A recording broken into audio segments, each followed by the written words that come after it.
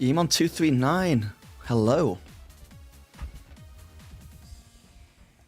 How's it going? How's life? How's the weekend been?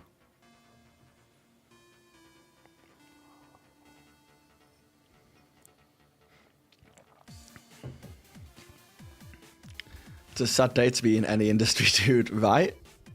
Did you guys see the Singapore leader do his speech to the world? A Blixie fourth comment, lol. It's interesting to see how certain choices are affecting the entire world. On a lighter note, though, I had a really good weekend.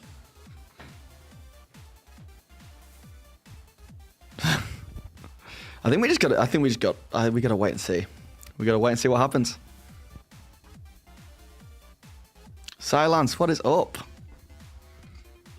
Even the Switch 2 is like the Switch 2 news was like that was funny to me a little bit, but it's hard to because it's like I'm not in the States, so I'm not affected by that stuff, and it's very easy to find the whole thing like, oh, it's drama and it's entertaining, but then the Singapore Prime Minister did that speech where he talks about like how bad this is for the world, and it really put things into like perspective for me. I'm like, oh, this isn't just like fun drama. This is like real repercussions here. Jeremy Crawford leaving. What do we do? That's the other D&D news. Well, the original D&D news is that tariffs might affect the tabletop industry. Tabletop industry in full panic as Trump tariffs are poised to erase decades of growth.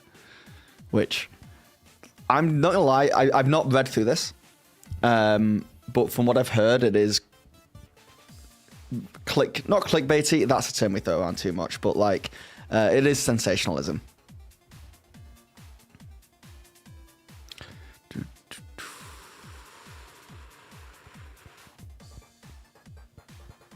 Yeah, Chris Perkins left. 28 years. I would like to know if he left because he was retiring legitimately, or if he wanted to get away from the company, or like, yeah, there's a lot of speculation there. I feel like we won't find out the full story for like 5 years when he starts like opening up about it.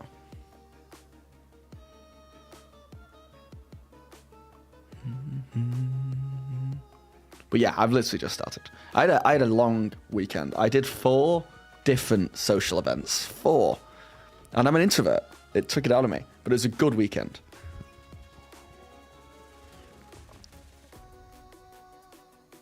Brand is impacted by Trump. Yeah, I know. But we'll read through this. Before we read through this, though, this is a stretch from D&D content. But do any of you guys play Apex Legends? Or know of it? Because I was playing earlier.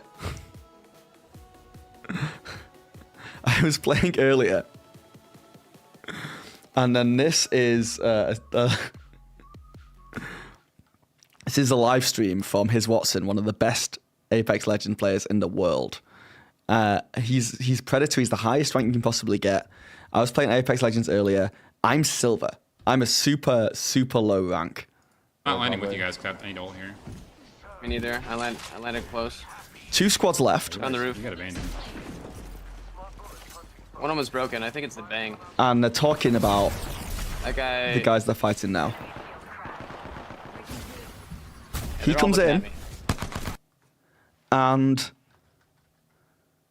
that is my buddy. My teammate. Oh.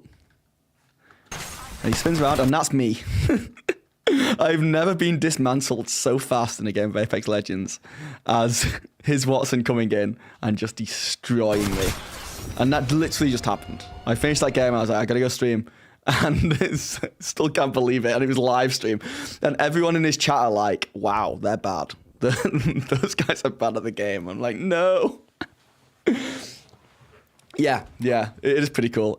Literally just saying, like, I don't hate that losing at all. You know, no problem with that at all.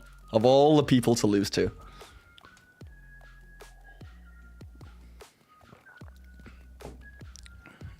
Yeah, I'm having some, like, you know, brushing shoulders with greatness recently. I met Ludwig and Michael Reeves in Japan, and then I just got destroyed by Tiz Watson in Apex Legends. So, you know. The fun thing about meeting Ludwig and Michael Reeves, not the fun thing, the sad thing, is that in their, like, vlogs they were doing, on the day they met us, they were like, this is the worst day we've had. And they were like, there's so many white people, and we keep asking them questions, and they don't know anything about Japan. I was one of those people. I was one of those people. I didn't know anything about Japan. So. But what can you do? What can you do?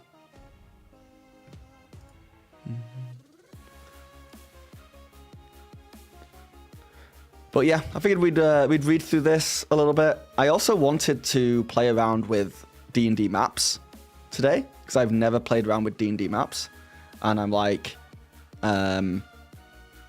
excited to dive in and maybe use it to play D&D with chat.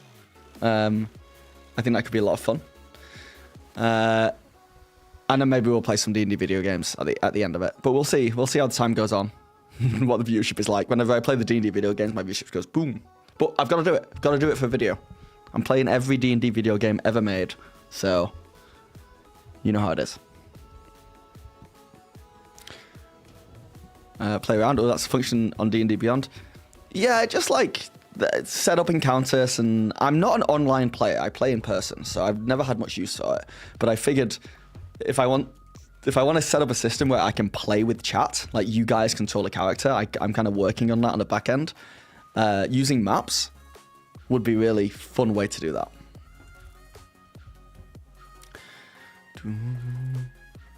So what's bad about D&D? Well, it's this guy. It's this guy. Tabletop industry in full panic as Trump tariffs are poised to erase decades of growth. Devastating consequences expected, says trade group. And I've not read this, so let's skim through it. President Donald Trump unveiled sweeping tariffs on foreign goods Wednesday, with the reportedly arbitrary levies exceeding 60% in some cases. While the tariffs were long expected, one business analyst told CNBC that the administration's plans are worse than the worst-case scenario. With most tabletop games produced overseas, many in China, the impact could be devastating. Developers and publishers are sounding the alarm. Okay, so it's not... Yeah, I've clickbaited you guys again. Not on purpose. It's not specifically D&D, it's just the TTRPG industry in general. In fact, this is going to help D&D. This is going to help Dungeons and Dragons, because it's going to, like, get rid of all the competition in the States. Oh no. But I do know that they print and they, like, print a lot of their books overseas as well. D&D does. You suggest Foundry, not D&D Beyond maps? Oh yeah, how come? But the RPGs are not electronic. Is D&D US domestic? D&D is... I don't know the full details, but I remember when they released the new core rulebooks, there was a whole thing where they were trying to make them in the US. And that's why they had to split them up. And normally they make them outside the US because it's cheaper. It's cheaper. So what's Boundary? Foundry. It's another VTT fundamentally that you can go on and use maps on and stuff. But I'll be interested to know because I've not played around with that either. So I want to play around with all of them to see which is best. But I'm in the D&D Beyond ecosystem, so it's like the easiest one for me. All right. The games you play are likely to become more expensive. Nearly 20 organizations that Polygon spoke with said that profits will be severely impacted. Many said jobs will be lost, companies shuttered, and games that have been in development for years may simply never come to market. I've heard this is particularly bad for people who use Kickstarter a lot, which is a lot of the TTRPG like YouTube crowd. You dabble in Incarnate yourself. I've heard really good things about Incarnate. I tried playing around with it. I did a video on it, but I think I needed a paid version to really get the most out of it. How do you think this would affect products like Foundry for international purchasers? I don't stuff that's like that digital side of things, I don't think it will. This is more about importing physical products into the States. But it's like, and I'm no expert on this, but the vibe is that it's not just the fact that they're doing it, it's like other countries are going to retaliate back and like make it harder to sell things in the States. So this should really only negatively affect the States, but I have a feeling here in Canada, where I am, we're gonna catch some like flack, some shrapnel from it for sure. A nice 16. That's incredibly high for this channel. This channel historically rolls very low. Okay, just watch the video. Your wife judges D&D monsters. She was so adorable. Thank you, Michi. Thank you for watching that, because I love that video. I enjoyed making it, and I want to make more like that. But it's definitely one of the worst performing videos on my channel. I've been trying to like change the thumbnail recently to see if I can get some more clicks on it, because people watch it for a long time. They just don't click on it. It's a hard sell because they don't know who I am, and then they don't care who I am. They don't care who my wife is. So why would they click?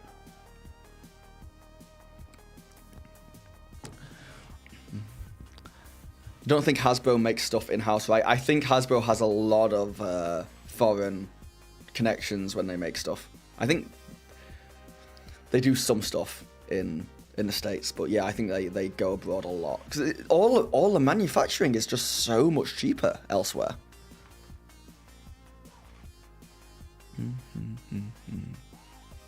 Just move all production to the Feywild. Yeah. That's an expensive move, though. Foundry's way more customizable, plenty of available mods for anything you want, and only one-time payment from one person ever. No, ooh, do you know how much it is? Yeah, my only issue, I like D&D Beyond, except for the fact that I'm stuck there. I have bought so many books there, and the more I buy into it, the less, like you say, like it's harder for me to go and play other TTRPGs because all my players are so used to D&D Beyond as well. Wizards and Hasbro are both American companies, but like you said, a lot of things are outsourced as much of the TTRPG industry within the US. Yeah, it's just so much cheaper elsewhere. She should be on more if she wants to be. I think she does. I think we want to do a Reddit stories style thing, where we find each other Reddit stories to read, like horror stories. Political science major here. It will affect everyone in one way or another. Thank you, Lucky. I'm glad to have an expert in chat. Should have felt better. Oh, 50 bucks for Foundry is pretty good, actually. One-time fee? Very good. Alright, tabletop gaming, which includes board games, card games, and role-playing games. I wonder how this will affect Magic the Gathering. Has enjoyed a roughly 2-decade renaissance brought on in part by crowdfunding. Dudes, this is going to affect my views. I know it is.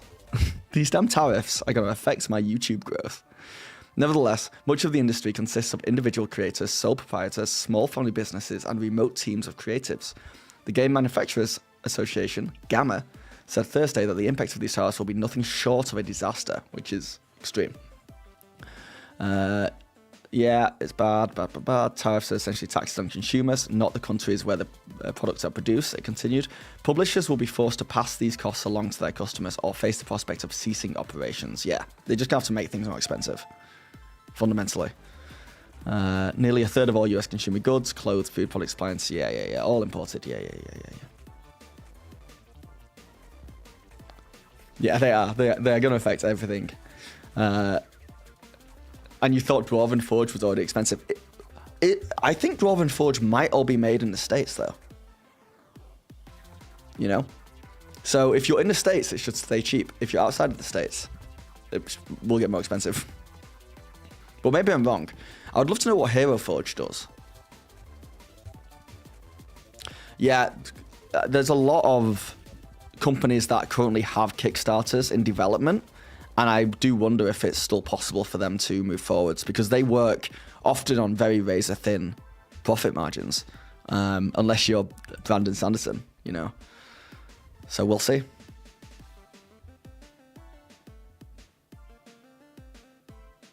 Since there's no competition, they can up the price.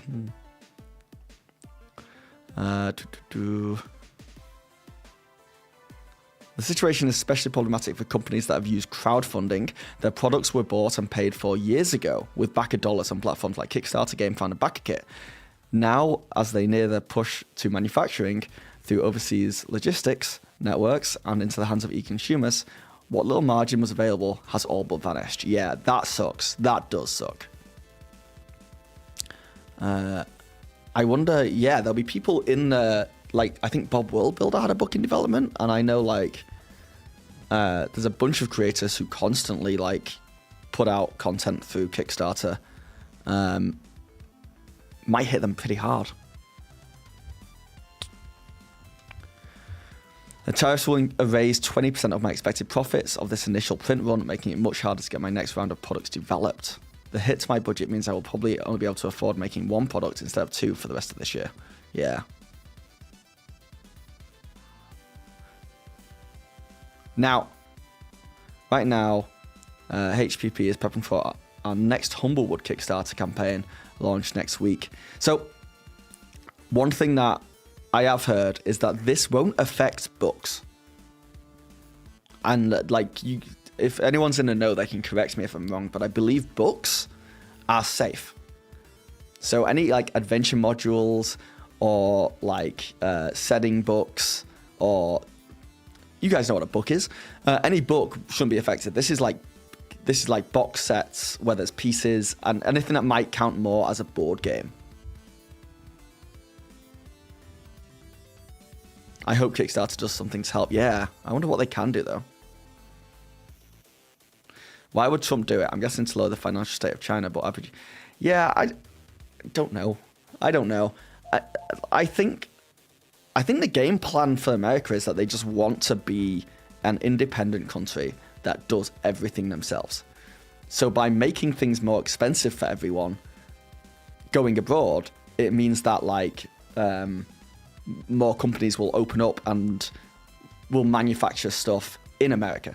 So they're trying to, like, close themselves off and be more independent, for better or worse. I think that's the intention. I just don't think that's a smart idea, because it's going to take years, like decades, before it gets to a state of complete independence. And I can't see Trump staying in power. Like, the other party's going to come back and just change everything back again, which is the problem with politics in general, you know?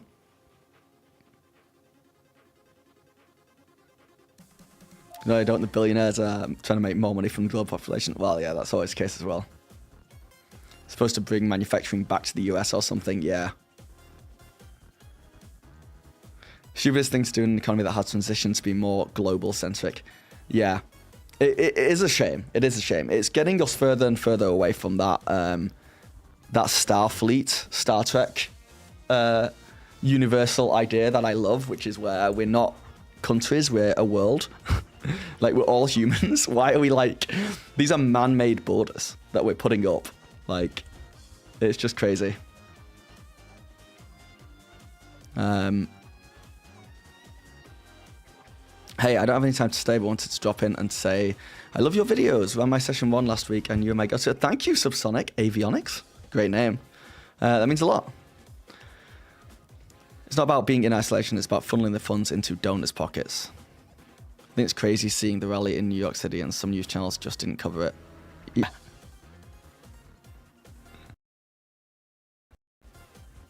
Why is my music stopping? There are a lot of tabletop players in Canada, UK, and Australia. So would the products there be produced in China? Yeah, I think China developed themselves as like this such a cheap place to get stuff manufactured that it was the go-to. I presume most countries have no issue going abroad and importing stuff from China. And hopefully that, like, places like Australia and the UK shouldn't be as affected, but it's this retaliatory thing that's happening. Oh, is my internet being weird, by the way, guys? Let me know if you're on Twitch, let me know if this is a bad quality stream. Let me know if I'm lagging or anything, because it says it's unstable. So we'll see.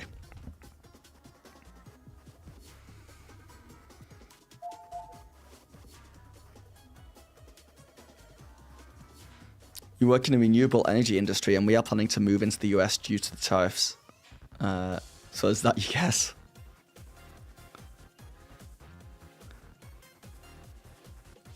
It was buffering now. Hey, Shinty. Nice joke, man. Using my name. No, this is just Trump. This is just Donald Trump and the tariffs making everything more expensive. And it's going to hit the TTRPG industry. And I think in hindsight, we should have known. Or like, you know. And a lot of people in chat are being like, yeah, of course this is going to happen. But it's still weird to, like, see. It's just affecting hobbies. Yeah, my name's Phil. Michi, do I look like a Phil? What would you have called me? What do I look like? This kind of thing that TTRPGs are best for, escaping to another world to get away from all the craziness and stress. Yeah.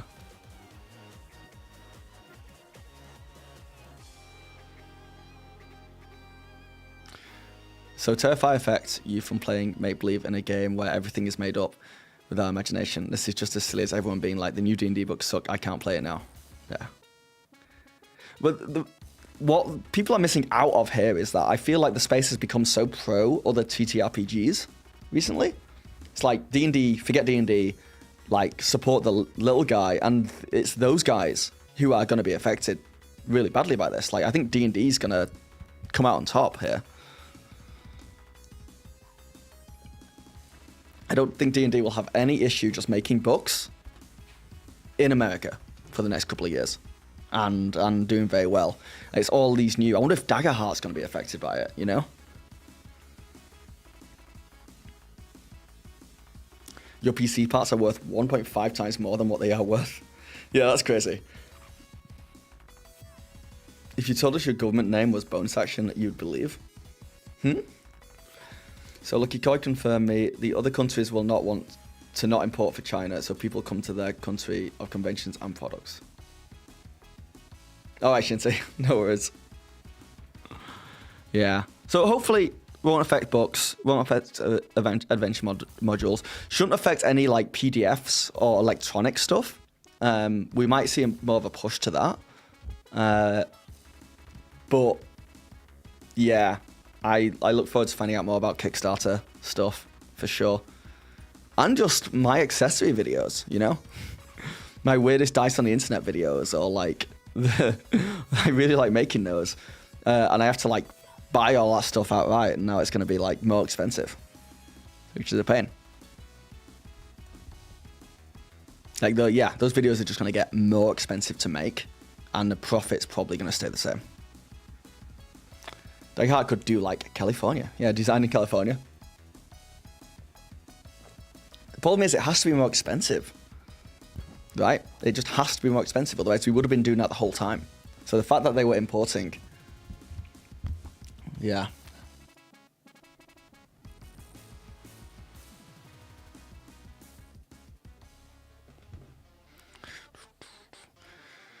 Hopefully Daggerheart has enough of a following to stay alive for the next 4 years. Yeah. I sent an email to potentially, I think it'll make its way to Matthew Mercer to do an interview with me. We'll see if they bite. I don't think they will. But I would love to talk about Daggerheart. I would really love to get the lowdown on everything Daggerheart before it comes out. Where is Darlington base? You mean Darlington Press?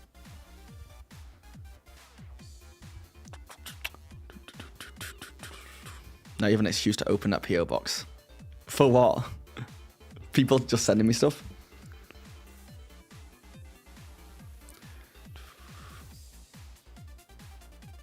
Coming in late, what's wrong? Just, it's Trump tariffs. Trump tariffs affecting the little guy. Hey dude, Bringers D&D, been enjoying all of your content. First time tuning in live. Well, thank you in, Trevor. Thank you, I appreciate that. That'd be an awesome interview. Hope it works. I would love to sit down and chat. Not like with anyone. I'll take anyone who worked on it, especially the designers. Because I want to ask some cheeky questions. I don't know if they'd want to talk about it, but I'd love to know what pushed them to release it. You know, what pushed them to make a game that is so obviously going head to head with D&D. And I could even ask about tariffs. You know. All the good stuff. Oh man, I'd love to see you and Matt go at it about Daggerheart, maybe even touch on some possible difficulties arising from all of this. Yeah. Yeah. No, I've not checked it out yet. I'm going to. Do you use it?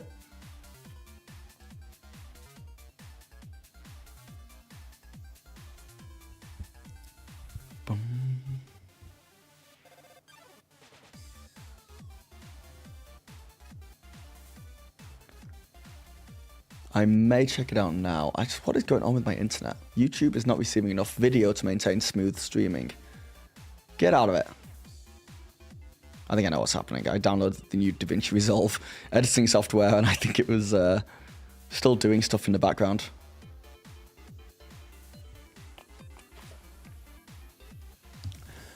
Let me take a look at this. Stream status, poor. God damn it.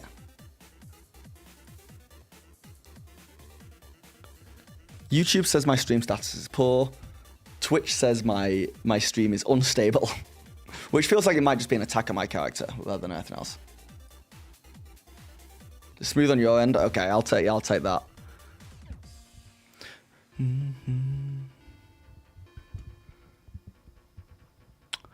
Yeah, it's pretty good. It's fine. Seems okay. Okay, cool. All right. Well, yeah, let's take a look at some D&D maps then. I would love to... Is Trump censoring me? Oh my god. No, let's not get into that stuff. D&D Beyond Maps is in beta still. Let me get some more chill music.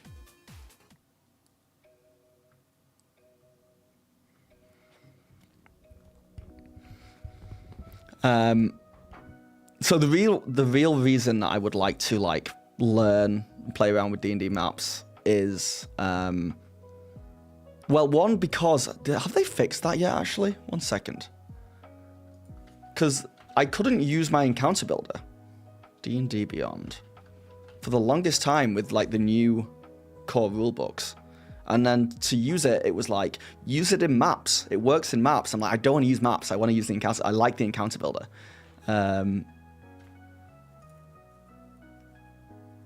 And it's still, to this day, encounter beta calculates difficulty using 2014 rules, use 2024 calculations, create encounters in maps. So I kind of have to learn maps to make encounters. Another beta. Did you guys say beta or beta?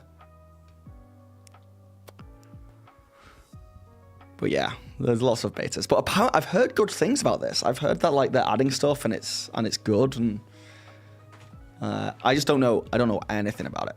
Okay, let me make myself a little bit smaller.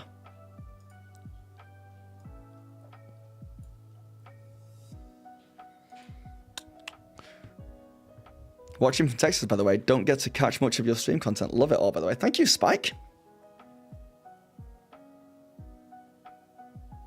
But it functions not like in beta, it's just a title. I have a feeling that they leave stuff in beta on D&D Beyond so that they can put it behind the paywall. Because you need a subscription to play it, to use stuff that's in beta.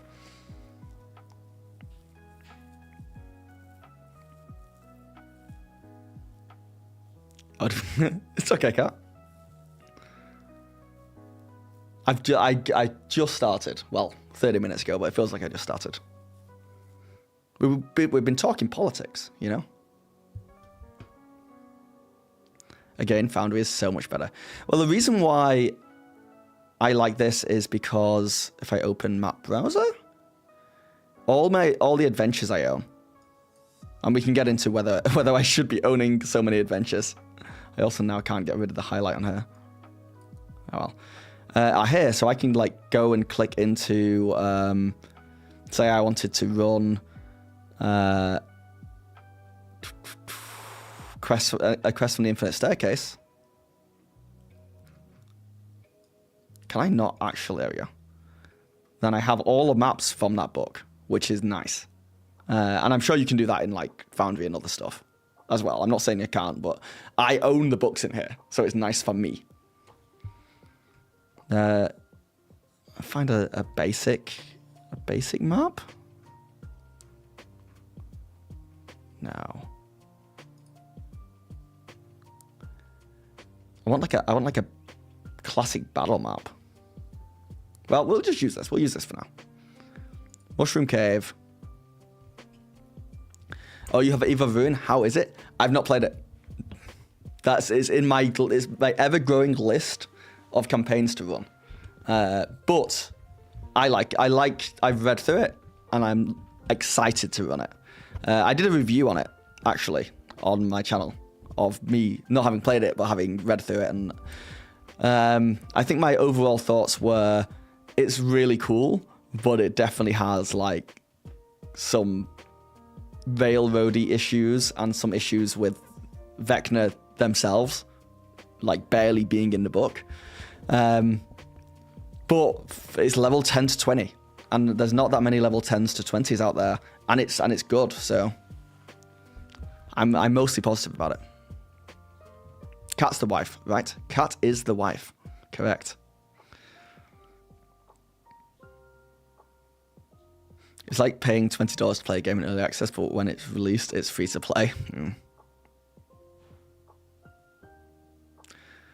Streamer's tea that gets cold before he takes a sip, please. Huh? Oh, Vaden, is that true? You can import all adventures you own on D&D Beyond into Foundry? That's like a deal that D&D Beyond set up with Foundry. That's like a massive win from Wizards of the Coast that you don't hear about at all.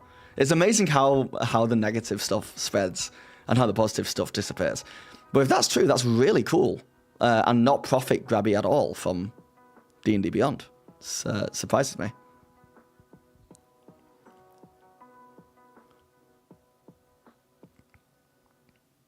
Oh, you didn't see that video? Got to watch it after this? Yeah, it's deep in the banks, deep in the memory banks.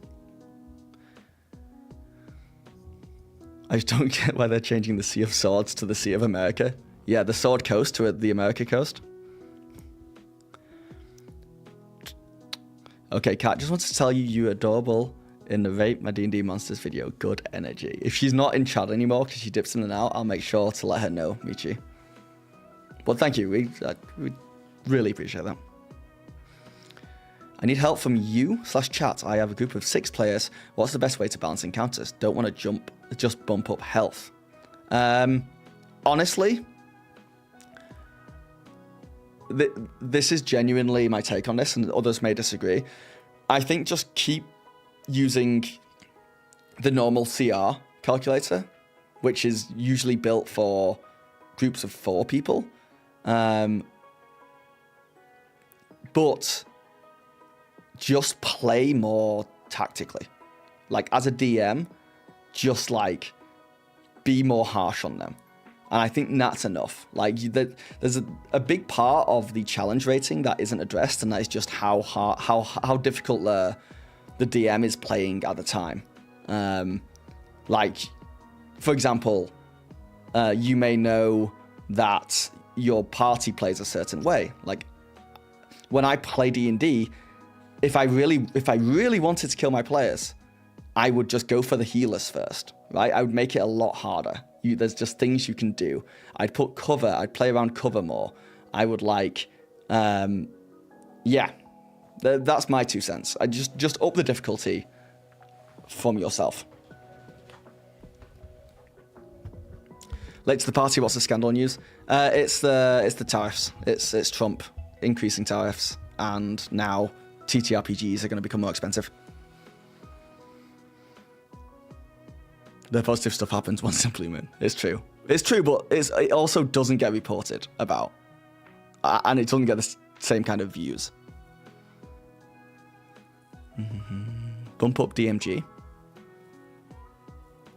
What do you mean? I'm running a loose mix of Call and Netherdeep into Eve of Ruin. Put my own homebrew spins on it. Just heavy inspiration from both campaigns. Spike, I feel like we have very similar play styles then. I did a mix of Call of the Netherdeep, and I did a mix of I mixed it with the Radiant Citadel stuff, and I really enjoy doing that. And then just homebrewing everything in between. That's my favorite way to like make a campaign. It's just to take from here, take from there, and then you just like butter the sandwich almost, and then you have no idea where it's going to end up. But you've got like 2 worlds you can kind of play around with. CB Flam, what's going on?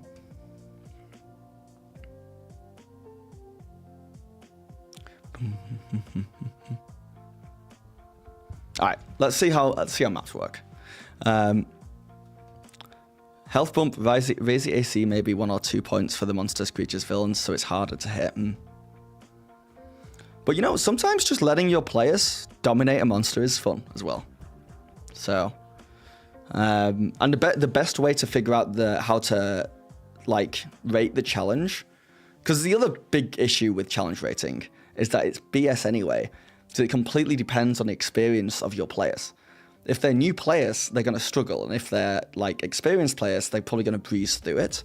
So you kind of just have to give them easy encounters while you figure out like how good they are. And then you can make it slightly harder, slightly harder, slightly harder until you like know exactly what they can do. But if it's a one shot, I wouldn't worry about it too much. Just throw in whatever. We're playing Tomb of Annihilation, and I want to connect it to Eve of Ruin, but that's way down the line. What level is Tomb of Annihilation to? Is that finish at level 10?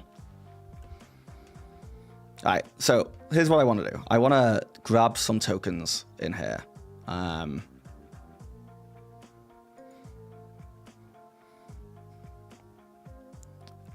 Okay, this is a pet peeve. Hide monsters not in DM's console library. Okay, there we go. There we go. And also hide legacy monsters. Sure, apply. Oh yeah, that's much better. I was about to get annoyed. Give me... Can I choose CR level? Challenge rating.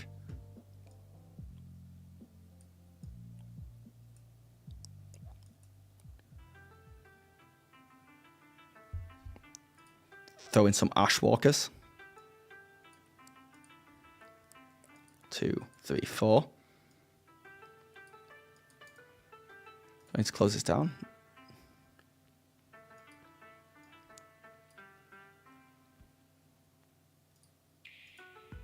Sorry, bear with me, guys. It's kind of actually quite... This might be my computer being slow if I'm downloading my editing software still. But when I move this around too fast, it like loses track of it. You see that? Like I'm just holding on to it still. Which is like, I guess I've got to be very slow and steady with moving it. If I move it too fast, it gets stuck.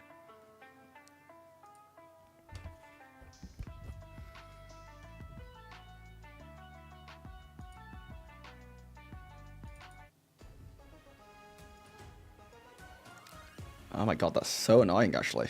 Maybe this is just my computer, maybe it's Chrome. But yeah.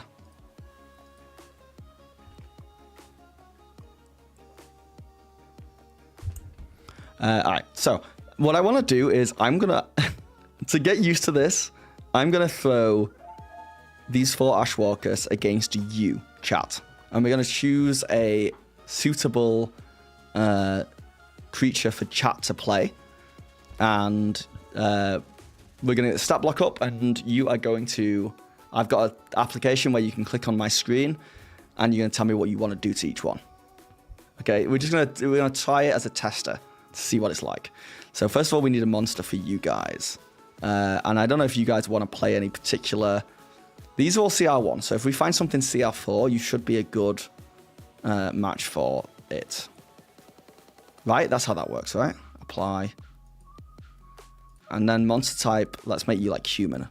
Humanoid. So, like, you guys could be a bandit lord, you could be a city watch captain, you could be a deep one priest. I don't really want to show you the stats because I think it's funny of you guys going in blind. You need to choose something cool. We can be a Turesk. No, you cannot be a Turesk. Stop saying Turesk.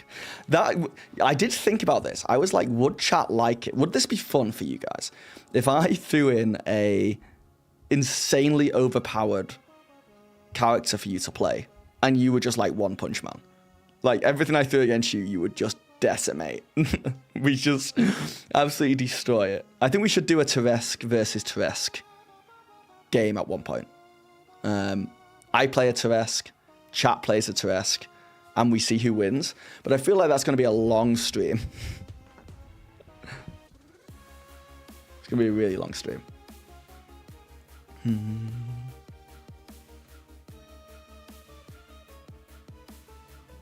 You guys want to be tough, boss. Turesk versus Tiamat. City Watch Captain. All right, so here's... Just to show you guys how this works. If I go over onto my Twitch right now and I click on this guy. If you are on Twitch, you should be able to click on the screen right now. And it should show up. So if anyone's on Twitch, please click on one of the monsters on the left-hand side that you would want to play. Let's see if this works. But we also may just not have anyone on Twitch. There's 10 people on Twitch. Click away. Yeah, okay. So, as you can see, and I think you can see this on YouTube, right? You should be able to. 50% of the people are clicking on the Ashwalker. All right, okay, yeah. Just the monsters on the left-hand side. Those human dudes. So we got 25% on Bandit Lord and 25% on Deep One Priest. Oh. Stop clicking that one Ashwalker. Desktop, I believe. I don't know if it works on app. Though you can test it. You want to be me? You guys want to be me? You think that's funny? Okay. I think Deep One's winning. I'm going to pause it. And I'm going to say 20% want to be the Drow Gunslinger, which I think is the coolest one. 13% want to be that Ashwalker. 7% Bandit Lord. 20% of you want to be me, which honestly is just flattering. And then 40% want to be the Deep One Priest. So that's kind of how this is going to work. You guys are going to click on the screen when I activate it, and you're going to tell me what you want to do. Make sense? Let's give it a go. This could be an absolute train wreck, but you guys are Deep One Priest. So now in theory, I should be able to see the stat block of this guy, right? Also, can I put terrain in? Maybe we can change the map to have like a basic maps. Can you put you on a boat? Oh, did I lose the people? Hold on. What about if I shift grab all of them and then Control C? Oh, this is a true test. Can I Control V them in here? No, I can't. That's a real shame. I thought I'd be able to do that. Okay. So no copy paste. Add them into the encounter. All right, you got King Crab. You're gonna have to be patient with me. I apologize for my noobishness here. Let me see now. Add to encounter. Do I start session or is it in here?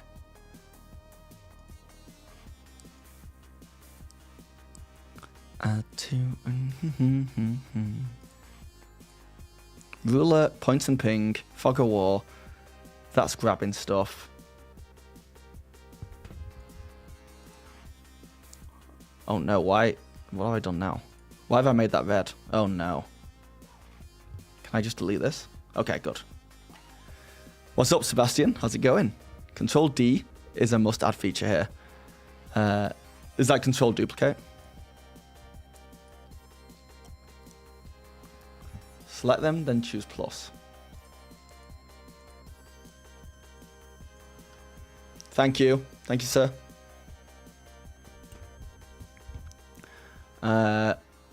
So wait, do they have control D?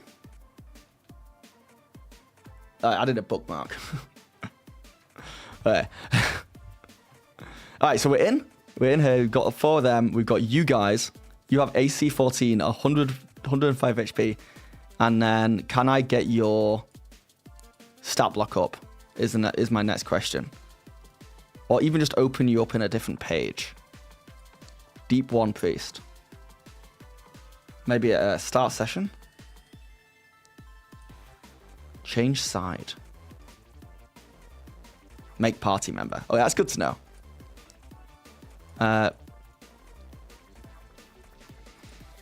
Alt F4 is a shocker. Okay, get out of here. Spike Roy, thank you for the follow. Yeah, Lance is evil. Luckily, I'm aware. Like, if that came from a more trustworthy person, I might have believed it. When you start the encounter, you can. Oh, start combat now. So this is difficulty high for you guys. Which, oops, but good luck, Godspeed. Open monster stat block. Ah, this is maybe not what we wanted though. Can I open it up on another page? Is my question now. Yes? Go to full details page. Okay, yeah. I think this is kind of what we wanted. All right, because this is a difficult encounter for you guys, I would like you to... Chat, just so everyone's aware. You are playing the Deep 1 Priest, okay? 4 Ashwalkers burst out at you when you were just doing Deep 1 Priest things in the woods, and they're attacking you. You get to go first, because this is going to be difficult, and I'm going to start the tap thing, so now you can tap on the screen if you're on Twitch, and tell me who you would want to attack. Just click on whoever you want to attack. So I rolled a 16. Very nice. Praying to Cthulhu in the Dark Woods. Yeah, that's what you guys were doing. All right.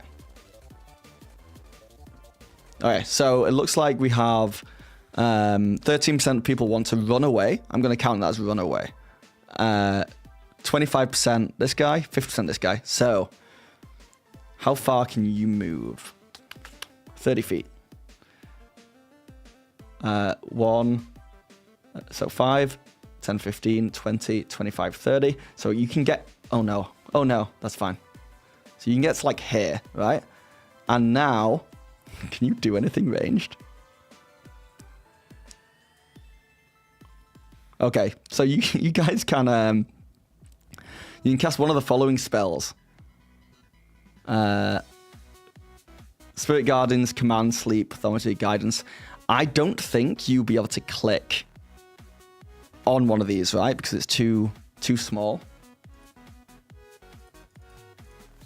Oops. Yeah. That's better. Yeah. So you can click whatever you want to do to this guy in this moment. Hold on, let me reset the clicks. There you go. You have a ruler. Now I do things by eye.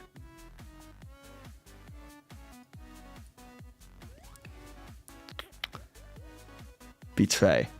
Sorry, now you can click. Yeah, now you can click on anything here you want to do, and then we will just figure out as a group what that means on the map. What's Jolting Touch? Lightning damage and the target speed is reduced by 10 till the end of its next turn. Now, bear in mind, you want to do, is that sleep or command? Command? Okay, command betray. Okay. Stop trying to make them attack me.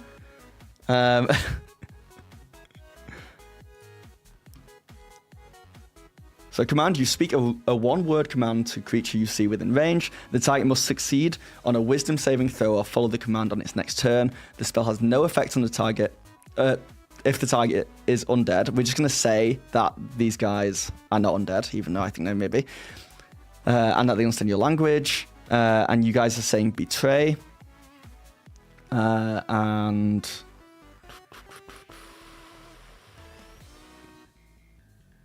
a wisdom save. Oops. And what's the save? It's 12, right?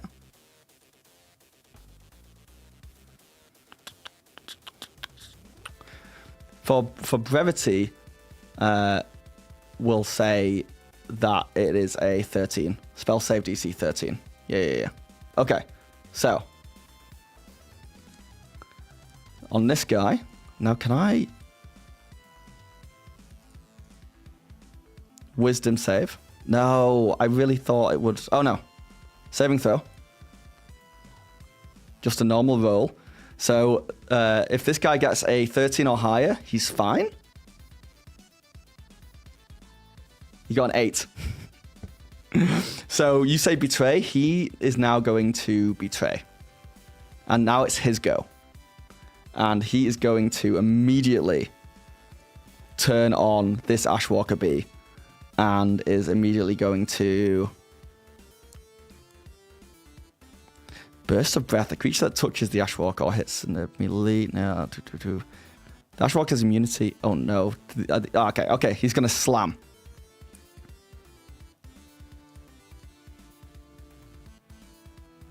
Seven to hit. Misses, unfortunately. So, yeah, AC 12. So that sucks. But he's just gone for Ashwalker B. It's Ashwalker B's turn now. So Ashwalker B is going to do the exact same thing back at Ashwalker A. You guys are just going to make this so you're just watching me fumble around maps and figuring out how to play this against myself. He's going to try and slam. 8 misses. All right, and then this guy is going to 5, 10, 15, 20, 25, 30. 5, 10, 15, 20, 25, 30. They're going to move closer to you. And that brings us to... They don't have any long range. The Ashwalker exhales elemental energy, a 15-foot cone. 5, 10. Actually, this guy can hit you. So he's going to use Draconic Breath. It's a one-time thing, I think, in this fight. Each creature in the area must make a DC 12 con saving throw. So we can go back to your guy. And we can do... the easiest thing would be... the con save throw. You have a +5 for con. You pass. So is that half damage?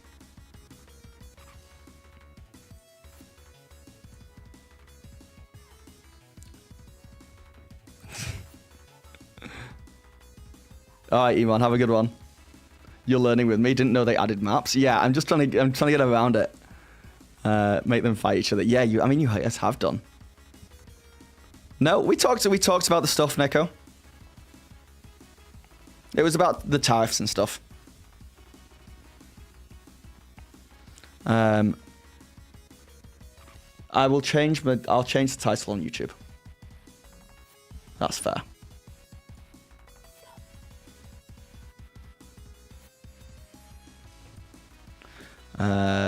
Playing or learning.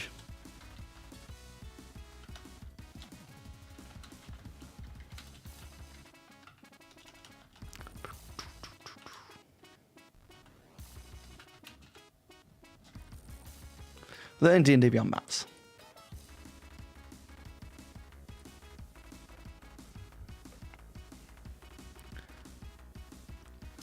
Can you brief? Yeah, it's just so Trump's tariffs are going to apparently affect TTRPGs, making them on average more expensive and making a lot of people who work in TTRPGs, putting them out of a job, fundamentally. It's going to negatively affect the whole industry. So that's the quick brief. Neverwinter set the tariffs for the rest of the source coast too high, making trade difficult. Yes, in world, that's what happened. Okay. What were we doing? Draconic Breath. 12, second, third damage. So you take half damage of this. So 14, so you take 7 damage. And how easy is it? Is this your health? 7 damage? Okay, that's easy. Okay, that's easy enough. So you guys get hit by a breath weapon, and now it's your go again. So, here, can I move this?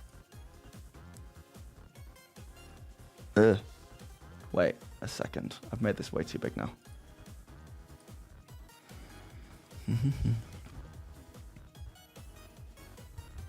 Or something like that. I'm not smart. I think you're smarter than you give yourself credit for, GBA. Okay, Twitch chat. Feel free to click on whoever you want to attack. And I'm going to then have him run up to the guy. I'm going to presume you want to be right next to them.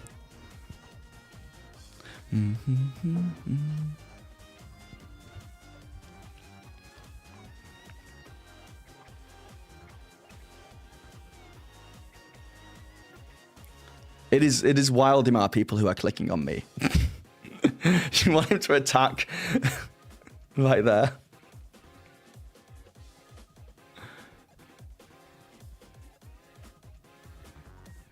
Oh, thank you, Neko. Okay, cool. Going for that main guy. Closest to you. So you're going to move straight up to him. No issue. And I feel like I know what you guys are going to do. But for the sake of it, if you guys just want to all click on multi-attack, just so I know for sure. Oh, he's in for the biggest threat? Yeah, closest one. Okay. Yeah, 100%. Multi-attack. Sounds good. The Deep One Priest makes 1 claw attack and 1 jolting touch attack. So let's do it from in here. Okay, I'm getting faster at it. I wish I could open up more like screens. I guess I could. But for the sake of showing you everything in one place, this is the best thing we can do. And multi-attack. 1 claws attack, plus 6 to hit. 18 hits for 14 damage on this guy. Ooh, okay. And then 1 jolting touch attack. 7 to hit misses, unfortunately, on that one. There would be a good chance that you would almost just take this guy out fully. Okay. Now this is where things are going to get difficult. I will do this fast because that's the end of your go. I guess I'm not allowing you guys to do bonus actions or anything. But I don't think he has anything.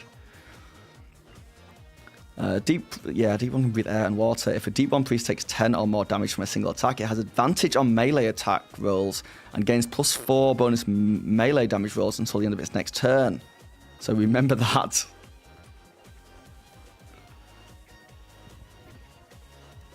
Oh. Is it not adding stuff automatically? That's a good question. Melee weapon attack roll, +6 to hit. So when I click this, is it adding the +6? Yeah, it must be. Yeah, D&D Beyond adds the +6, right? I'm pretty sure that's added already. Yeah, because I'm rolling so high, it's adding it. For sure. And that would say a nat 20, I think, otherwise. I think it's automatic, Michi. If I'm wrong, let me know. Title drop, he said the thing. Oh, I said bonus action. Yeah, I think it is. I'm pretty sure it is. It would be crazy if they didn't do that. It would be absolutely wild. Yeah, it's added. Good to know. Okay. Very quickly. 5, 10, 15. You are going to get absolutely ganged up on. This guy is still betraying. Thank you for the follow, Phipps Gaming. How how does Betray work again? Does he roll after every... How does command work?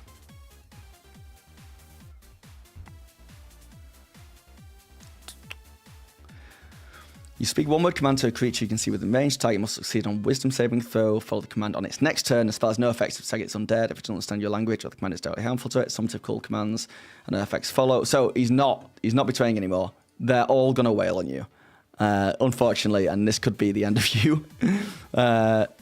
So let's speed run, having all 4 of them do some slams. So what is your AC again? 13, I think. Okay, you got 14 AC, which is pretty sweet. So first hit. If it meets it, it beats it. It got 14, it hits. One target gets hit for 5, 1d6 plus 2, which will roll for 8 damage. And then plus 3, 1d6 bludgeoning damage for 1 damage. That's fun. Then the second one is going to also try and hit you. 13 misses. Then the third one is going to hit you. Oops. 23 hits for 6 damage and 5 slam damage, so 11 damage.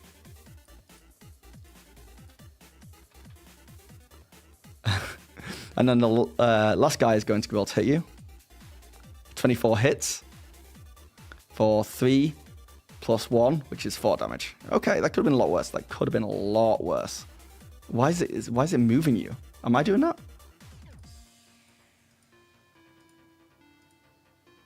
Why was that moving? I think I was moving it by accident, but yeah. No, I think you guys are still in a good position. I'm not going to lie. I think you guys are in a fine position. It's a pity you guys don't have any ranged attacks. As in, like, area effect attacks. But you definitely get frenzied ranged now. If a Deep One Priest takes 10 or more damage from a single attack, it has advantage on melee attack rolls. So you have advantage now. And a +4 bonus to damage rolls. So that's pretty crazy. So you're pretty much hulking out at this point. Yeah, you have frenzied rage. So yeah, you get advantage. So who are you guys attacking? Let me turn on the clickability.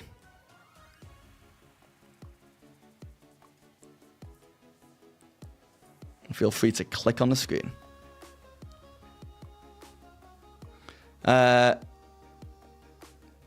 That's a good question, Phipps.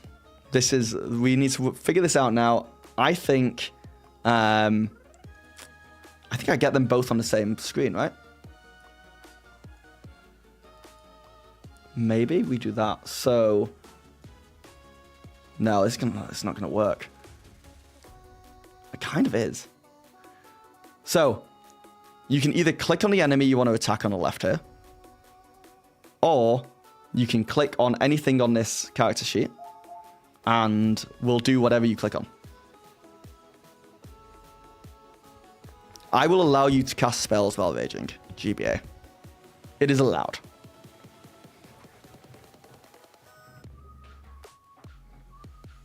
Oh no, I'd break while I'm explaining. Alright, hold on, let me reset this.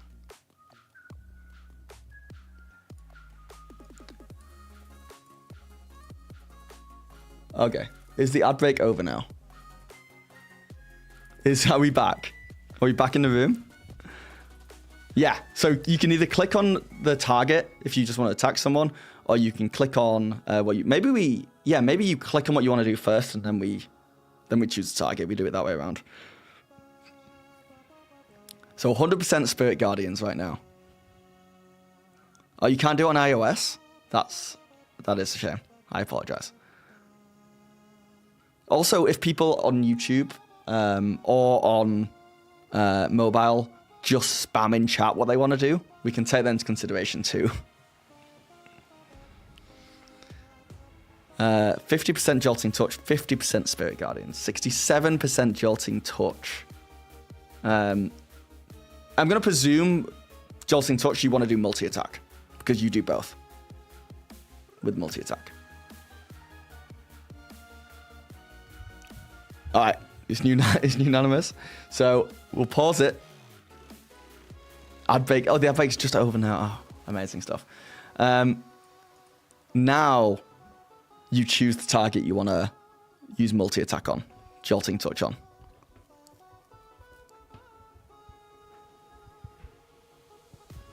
Wait, what?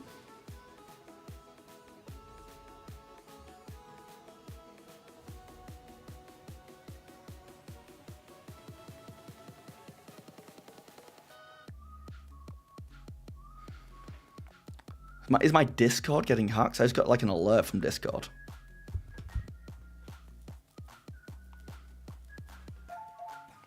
I don't think anything weird is happening in my Discord. Okay, well, I'll keep an eye on that. How do we hit all of them? You can't hit all of them. You can multi-attack. I guess you can choose to hit 2 of them if you want. You want to go right in the middle? All right, yeah. We'll go for this guy.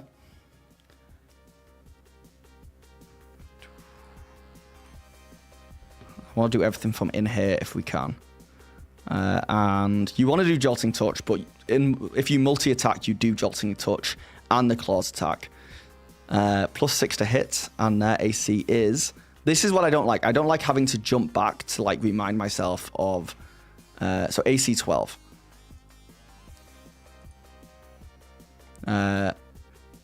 Yeah, I don't like having to like jump back and forth between the things. I wish I could like very easily just click like on them.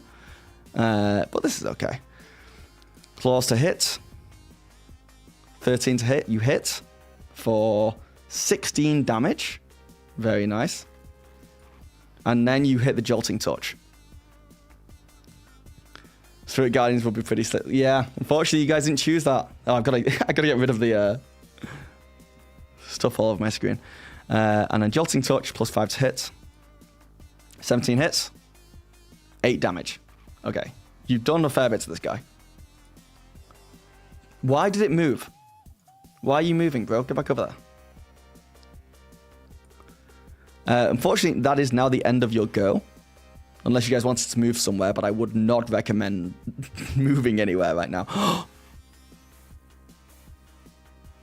You had a +4 to your damage. +4. You hit both times, so the advantage wouldn't have done anything, but you have +4 bonus melee damage rolls, so you would have done an extra 8 damage to this dude. You would have killed this dude. You would have straight up killed this dude because you're raging. So can I just delete him out of there? Yeah, you absolutely cut him in half with your Jolting Touch. Phenomenal stuff. I guess I did do you dirty there because the advantage could have got you in that 20, but we're fine. We're fine. You're a forgiving group. Now, quickly onto the Ash Walkers. They're all next to you, so they can all just go to town, and they're all going to just slam you again. 15 hits for 3 + 6, so 9 damage. Why did it move? You guys just saw that move, right? You just saw it move. I think it's me just being like big thumb fingered, clicking in the wrong place, but it's kind of annoying that I'm not 100% sure how I'm doing it.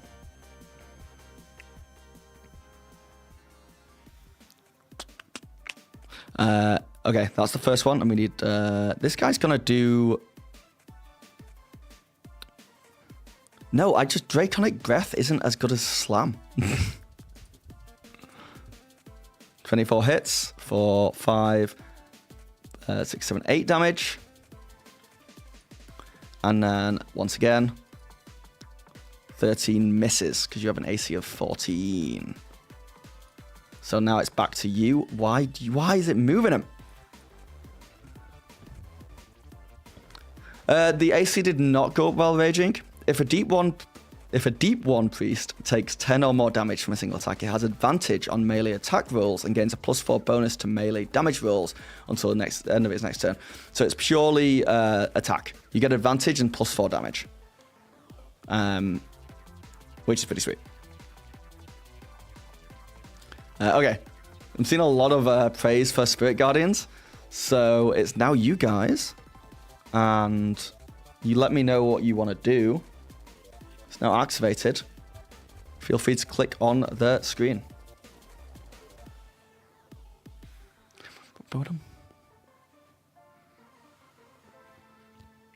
I don't think you have anything that hits the group, right? Spirit Guardians is an area effect thing. Hang on, what Phipps explained it. Spirit Guardian forces every enemy when it enters the area for the first time on a turn or starts its turn there to make a wisdom saving throw. So Spirit Guardians will screw these guys up. And I think we do Spirit Guardians anyway, because I want to see, because now we can play with maps a little bit more, right? Because we've got to put something in place for the Spirit Guardians. You call forth spirits to protect you. They flit around you to a distance of 15 feet for the duration. If you are good or neutral, their spectral form appears angelic or fey, your choice. So you guys can let me know what you want these guys to look like. If you're evil, they appear fiendish. When you cast this spell, you can designate any number of creatures you can see. I presume you're going to choose all 3 to get hit. An affected creature's speed is halved in the area, and when a creature enters the area for the first time on a turn or starts its turn there, it must make a Wiz saving throw. On a failed save, the creature takes 3d8 radiant damage. Okay. Or necrotic damage. On a successful save, they take out as much. I think this is a really good move. Now, what I would love to do is grab like a circle overlay of 15 feet. Now, yeah, that's it, right? 15 feet? They flit around you to a distance of 15 feet. So, wait, is that 15 feet? Is that 30 feet altogether? I think that's 30 feet altogether. That can't be right. Can you guys confirm? Is it that big? That's crazy. Well, either way, you're hitting them. A distance of 15 feet from you, and they're circling you. We need Chris Perkins in here, really. I'm gonna make it 15. It doesn't matter. I'm gonna make it 50 feet because that's just so distracting. You're hitting all of them, and they look evil. 15-foot radius. So that's from the center. So it's a 30-foot sphere. Or is this? Oh no, this is a 15-foot radius. Sorry, I apologize. Sorry, this is already a radius. It is 30-foot sphere. If I had taken 1 second to really think about that, I would have realized it straight away. All right, that's good. That makes more sense. That makes way more sense. Can't connect with voting Spirit Guardians. Nice. All right. So yeah, you get some evil-looking little dudes flying around you, the 15-foot radius, slamming into these guys, as it is now their turn.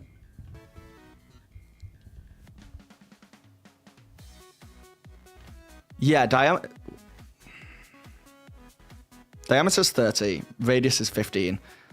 I thought this was doing diameter, but it's doing radius. Because you can see I don't know how obvious it is to you guys, but I can see a line from the middle pointing out to the end where it says 15 foot. All right. Ask the DM giving me the duck thumbs up is very encouraging, and I appreciate that a lot. Yeah, you slam into them. They all take their turn, so they all have to do a wisdom saving throw. Half an Wiz saving throw on a failed save. Blah blah blah blah blah blah. And then I believe. See, this is what I don't like. I don't like jumping around here for all this information. And the spell save is 13. So, yes, Ash Rocket A. Wisdom saving throw. That's a 0. It's an absolute 0. So, they get a 16. The first one is saved. For the second one, saved. And the third one, fails. So C fails and takes the full damage. The other two take half damage. Right? Mm-hmm.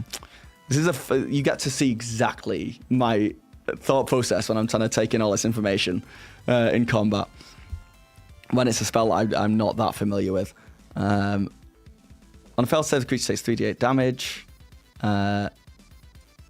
Yes. Okay, so we can now test. We'll do one roll for everyone. If I wanted to just roll a dice, game log and dice. Roll a dice. Okay. D8 plus 3d8. 3d8 damage. Simple enough. Roll. 8 plus 2 plus 8. So 18 damage for this guy, who is dead now. I don't know why it moves it to the right. And then these two take 9 damage each. What? Look at that. You guys seen that, right? Click him. I say 9 damage. And then when I hit damage, he moves. He moves to the right. Well, we'd have him move there anyway.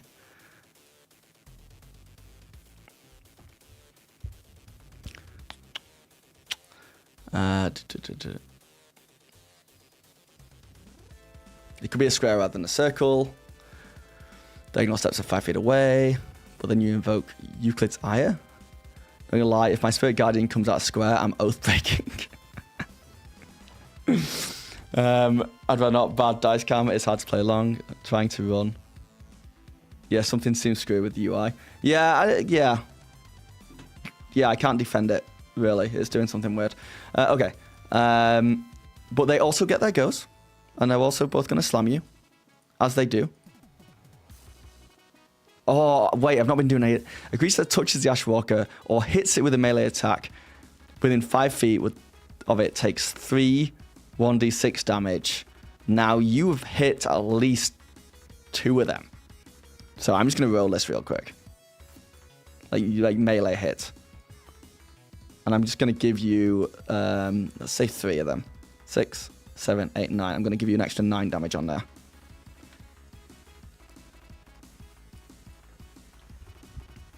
D&D Beyond is in beta. It could be operator area still. I could be messing up somehow. And then they're going to slam you. So they're going to... 8 to hit. First one misses. Second guy goes to slam you. 6 to hit. Misses. Damn, they're rolling really badly. Once they start their turn...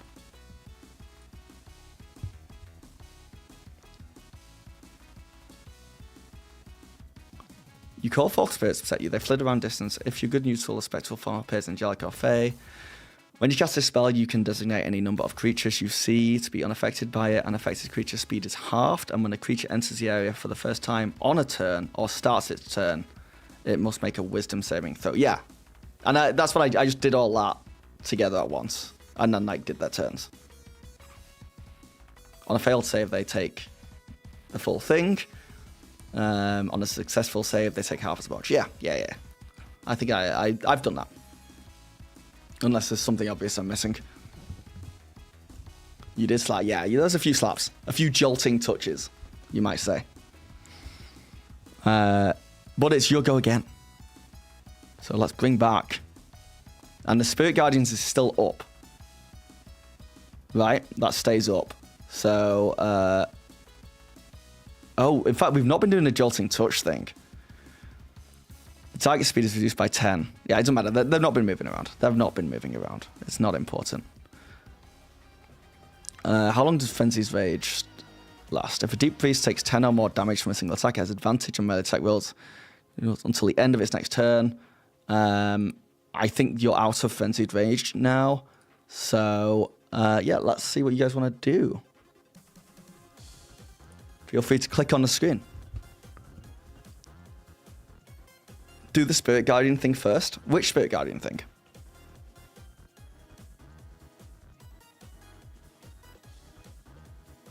Is it like a...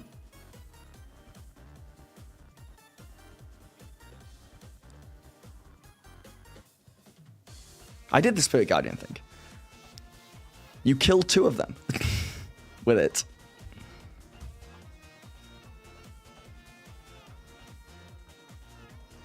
Doug shake when? No, hold on, Mooch. Hold on.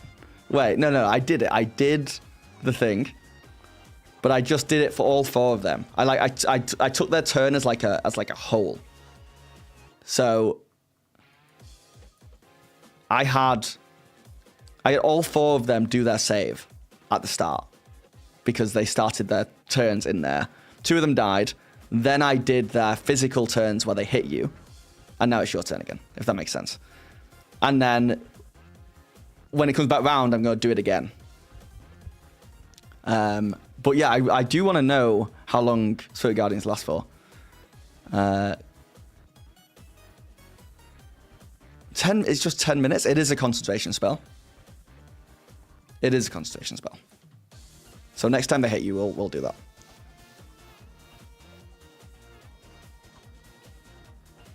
Okay.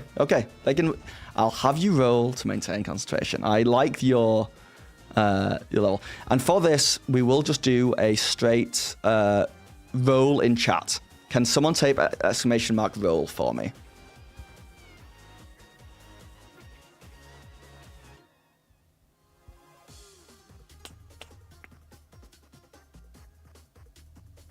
So damage is triggered at start of turn or when moving into it. Yes, yeah. The DM rolled an 8.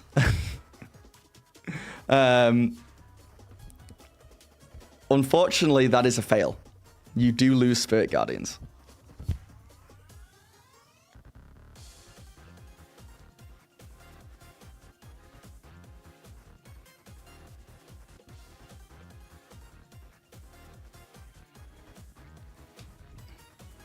Yeah. No, it's not start of your turn, it's start of their, it's the start of their turn. What if we sleep them? Well, you guys now can click anywhere on the screen. In fact, let me reset it and start it again. So whatever you want to do.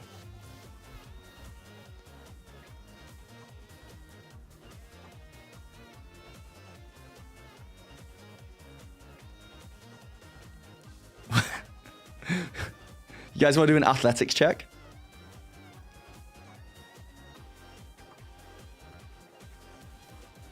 Oh, he's going for the sleep.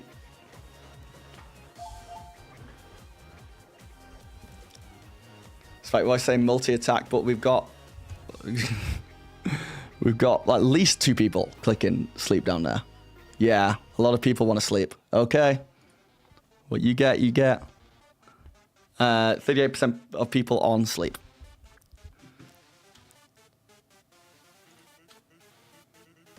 Remember exactly how sleep works.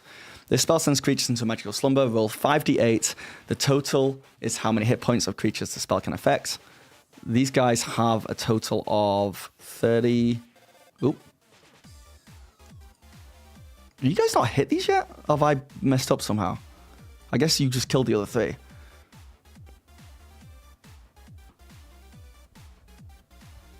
It's a fun extension. It's nice, right? It is nice. I just keep forgetting to reset it and take it off screen.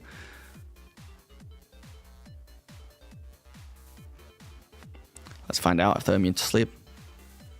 I don't see it anywhere. It just doesn't require sleep. Just doesn't need it. I don't think it's immune to it. Immunity is poison. I think you can put them under.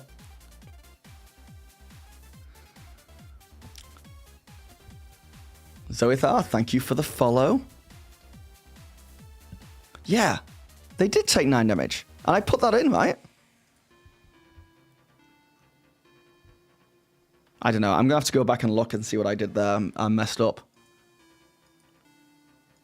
Because I might be accidentally healing these guys. Do you think I hit heal instead of damage? Oh my god, come back here. Come back here. I hate that it's moving things on me. Why is he there now? Well, it's giving you Twitch plays Pokemon vibes. This is very much a test. This is very much a test. This is, if I can figure out a way to do this in a way that is like more fun and engaging, I think it could be a lot of fun. I'm also nervous. You'll probably see me stumbling around, but that's just me getting over my own nerves. The last part of sleep spell says it doesn't affect undead. Thank you. I like having a lot of DMs in chat. It is very nice that you're all willing to... Do you guys want to do something else other than sleep?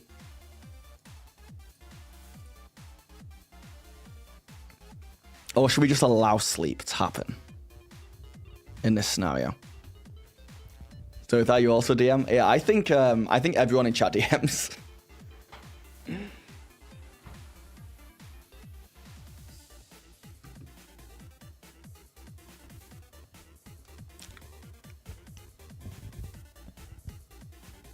The Ashwalker was an elf before he got baked, so he's sleep immune, yeah.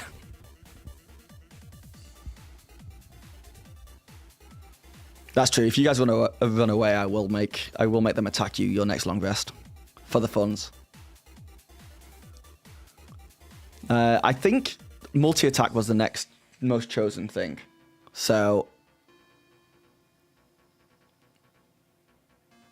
I'm surprised no one wanted to spend 5 minutes giving a speech in a rolling, droning voice that fascinates listeners.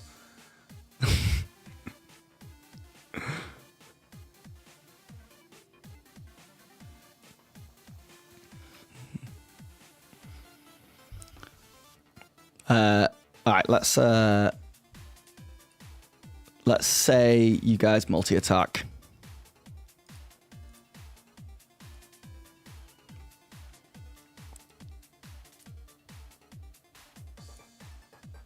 Ooh.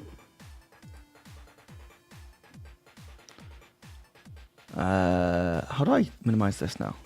Yeah. So you hit with claws on this guy, let's say. Because I think I messed up the health already in a big way, so. Claws. Okay, I accidentally double-clicked. It's quite easy to do that. To double-click. So it's done it twice, but it took 14 damage for the first hit. And it moves to the right, which is what it does. And then Jolting Touch. 18 hits. 11 damage. You kill this dude.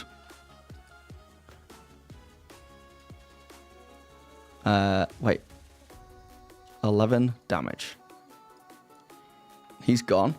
And then this guy, end of your turn, this guy's going to get hit by Spirit Guardians, which I've already forgotten what that was. It was a wisdom saving throw of 13, right?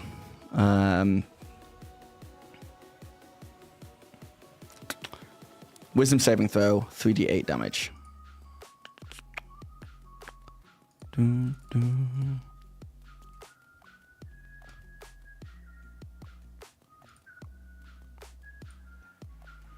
They saved, so we'll still do the 3d8 damage, but half it.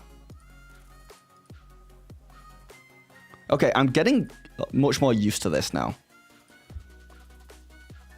7 damage.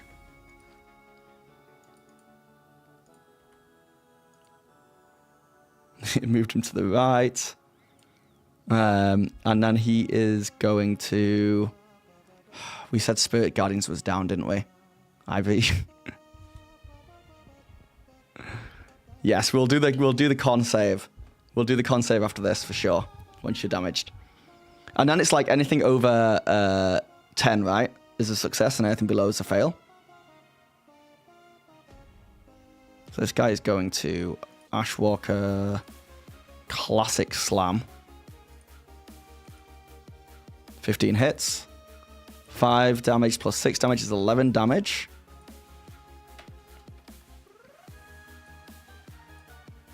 Putting you at 48. Spirit Guidance is dead. You lost concentration. Well, I allowed it to stay up, and now we're doing the throw. So con save on Deepborn Priest. Oh, you got a +5, man. It's crazy. No, you have +5 for con, so you succeeded last time. Because I didn't realize you had a +5 for con. Because you got an 8 last time, so you definitely got higher. And then you got a 19 that time. So Spirit Guardians is still up. Do you guys want to finish this guy with a Jolting Touch? Is that what you're feeling? Or do you just want to walk away and let the Spirit Guardians finish him? DC of this saving throw is either half the damage taken or 10, whichever is higher. Right, okay, yes. Thank you, Phipps. Oh, this is very useful to have in chat. Geez, worst DM ever. I'm sweating. I'm so nervous about doing this in front of you guys. Use command, force him to run away. I've got a lot of people who want to claw the guy on the Twitch screen. How can he go splat? Well, we can say that, funnily enough, there is like you can't tell so much from this map just because it looks flat, but actually there's a huge drop behind him here, like a huge hole, which we can draw in. Wait, how does the drawing work? Yeah, there's like a massive drop here. That's just part of like the terrain, but it's just so steep and it'll sure kill him. So if you want to shove, you can shove. You can Spartan kick. Yeah, you guys want a Spartan kick? Okay, Spike Boy wants to rip out his heart and feed it to him, which sounds invincible.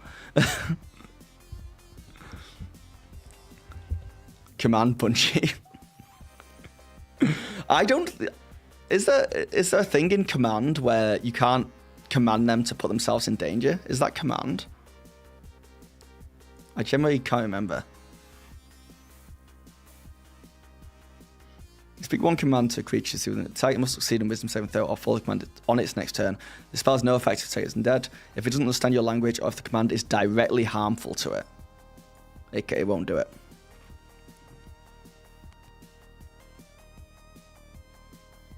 Yeah. Yeah, okay, you want to take multi-attack and use the first one to shove? That's not rules as written, because I believe the whole thing is multi-attack is one action, right? But I'll allow it. You want to get shovey with it? Okay, it's going for the Spartan kick. So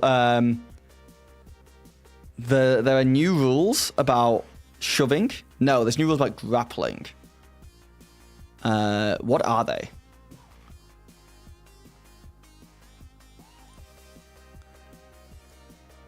What are the 2024 shove?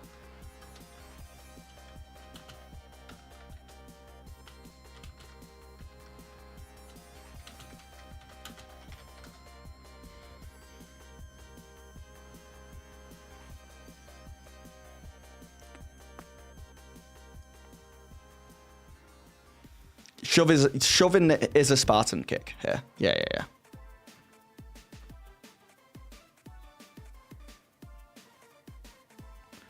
So now it's just a strength saving throw now.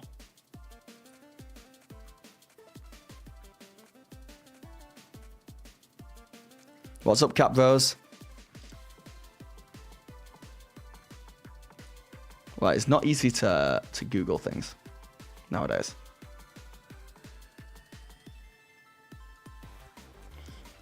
Didn't see YouTube's notification? Oh.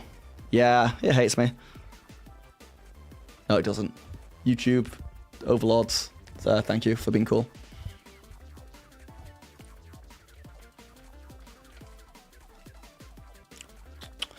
Using the attack action, you can make special melee attack to shove a creature, either to knock it prone or push it away. If you're able to make multiple attacks for the attack action, this attack replaces one of them. You are right, I apologize. The target must be no more than one size larger than you and must be within your reach. Instead of making an attack roll, you make a strength athletics check contested by the target. No, that's the old way, right?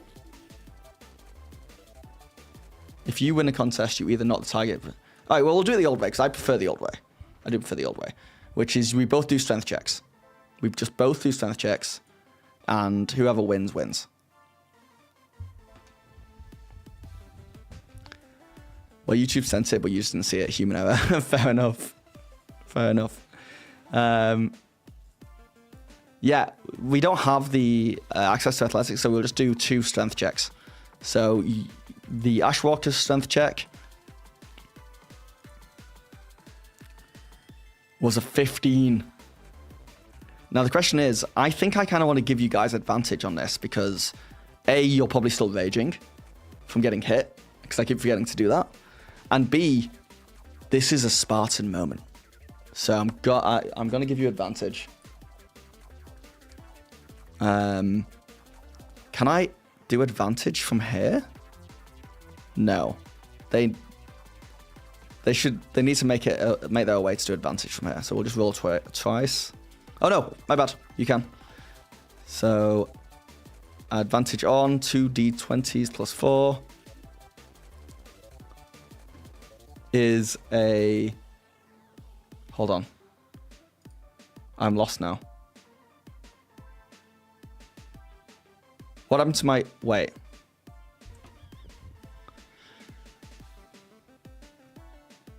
Did I not do this? I did the strength check, Ashwalker.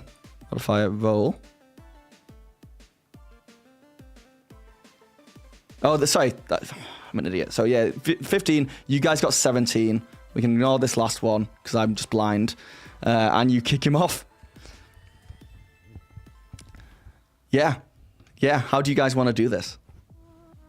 I feel like I already know. I feel like it's you yell into the sky, "This is Sparta." Then you kick this Ashwalker in the chest after pulling out his heart and eating it, and you let him fall down this hole. Right? Is that not the game plan here?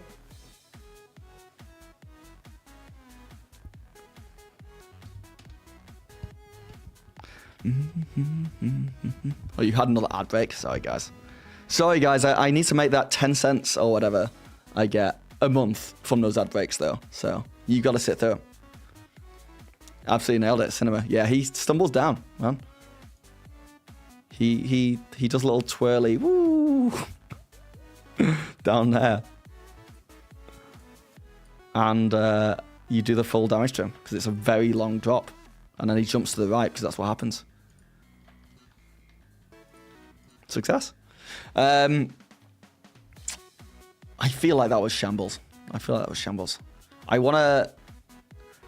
I really want to find a way of playing D&D with you guys as chat, especially combat, because I think it would be so fun to like figure out a way where you guys play a Tariff and I play a, like a Kraken, and we just do a kaiju fight.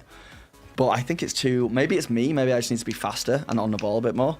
I think maybe the best way to do it is what Doug did, which is where we dumb it down.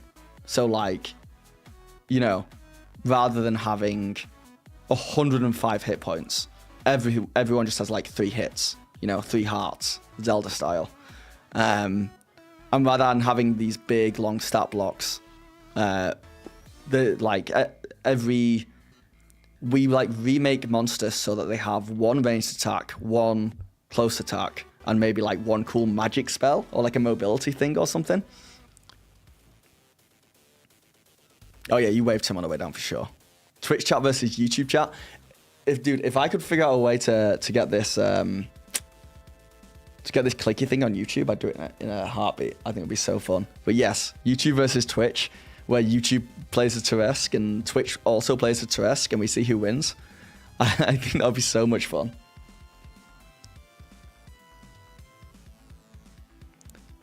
But yeah.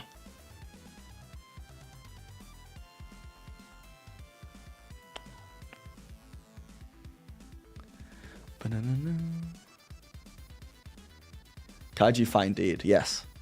YouTube versus Twitch kaiju fight. Yoda Layer, he who subscribed to the channel, resubscribed for 3 months. Thank you so much, Yoda. That genuinely does help. That's huge. Let me get rid of this damn clicking thing.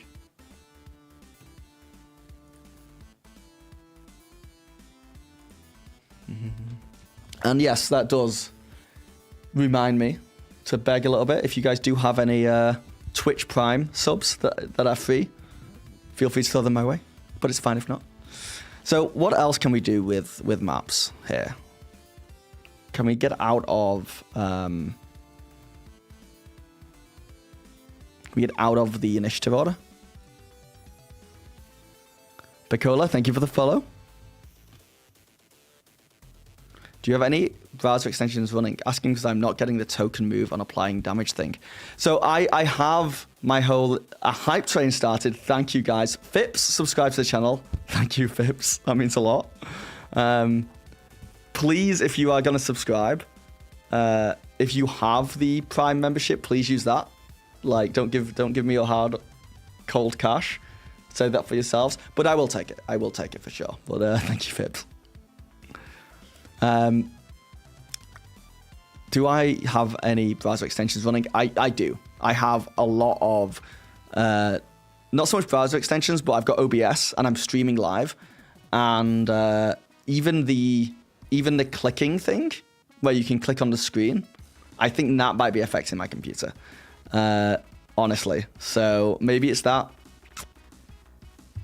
But still, I feel like something like maps, maybe it's a Chrome issue, but something like this shouldn't be like that affected by whatever I'm doing. Like, I was playing Sigil, no issue, you know? Spike Roy, thank you for the subscription. Judge, thank you very much. You guys keeping this hype train hyping. But yeah, I don't know. I guess there's no answer, but like, if I tried to set up like a little one shot where we spend a whole session playing D&D with chat, do you guys like clicking on the screen? Or would you rather it was like a voting system, like a poll thing? Or would you rather I just kind of look at chat and if I see things that are fun, we just do that, is kind of the question.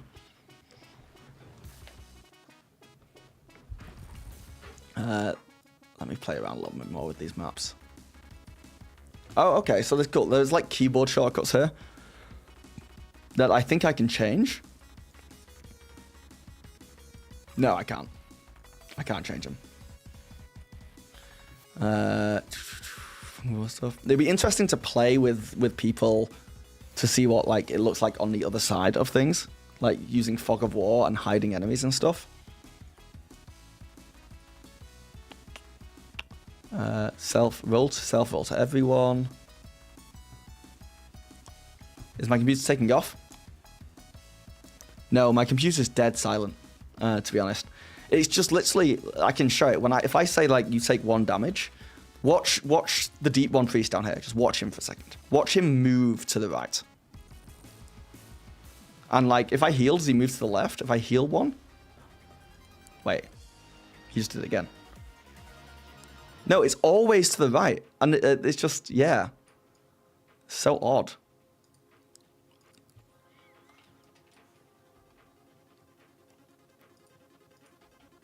Yeah, it's whenever I type in here and click off it, he's just slowly like moonwalking to the right. Personally, I think the screen click is fun. You just have to be ready for people to click on things that make no sense. Yeah. I wonder, I think variety is key. Right, like if I have multiple ways to engage with chat, I think that'd be more fun, almost like mini games. So in this round, you've got to click what you want to do, and then in this round, it's going to be a poll, and then in this round, just scream stuff in chat, and I'll just grab stuff. Maybe it's that kind of thing. Come with little mini games that aren't just based around roles, because we can do anything we want here. I like the idea of getting a big wheel. You know, when you see Twitch streamers spin the wheel with all the different things on there, and we build the story up from that random wheel. So we get together as a chat, and we figure out the craziest things that we can put on this wheel. Like, this happens, or this happens, or this happens. And then we just spin the wheel and see what it rolls on, and that's canon in that game then. Yeah, the click thing is like way faster for me. It's way faster for me. It's just, it opens up the world for you guys to click on anything and anywhere all at once. So what's the next game on the list? On the list of the D&D video games, it's Eye of the Beholder, I believe. But I don't know if I'm going to play that today. We'll see. We'll see how it goes.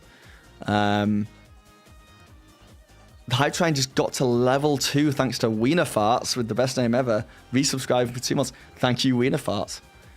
This is nice. This is I appreciate the subscriptions. It's a weird thing to like thank people for just giving me money. but thank you for giving me money. It makes the streaming more viable. Because like when I wake up in the morning, I'm like, the best thing for me to do if I want to be like financially stable is to just make videos. That's by far the best way for me to make money, is to make videos and try and get sponsorships. But I don't like just doing that. I like streaming. I like chatting to you guys. So when people subscribe on here, it does go somewhere. It helps me do more stuff like this. So I appreciate the subscriptions.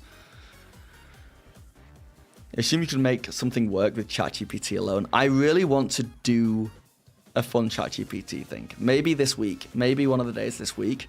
What I want to do is I want to play D&D as a player. I've told you this. You probably heard me say this. But the plan would be, I'm a player. I take advice from chat on what to do. ChatGPT is my DM. But whenever ChatGPT asks me to roll, I only roll ones. I only say ones. I rolled a 1, I rolled a 1, I rolled a 1. And I want to see how dark the timeline can get with ChatGPT. Like, what ChatGPT would do if I just failed over and over and over and over again.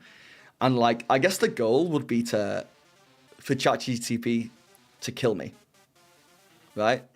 Like if ChatGPT was just like, yeah, rocks fall and you die. And like, it would have to do it eventually if I just keep rolling ones. You watch so much of my content via YouTube and have been using it as a reference as I'm a UDM.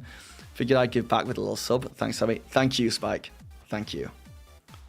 Guys, give me literally 20 seconds. I'm just going to grab some more water from the kitchen right through here. Behave. I'm watching.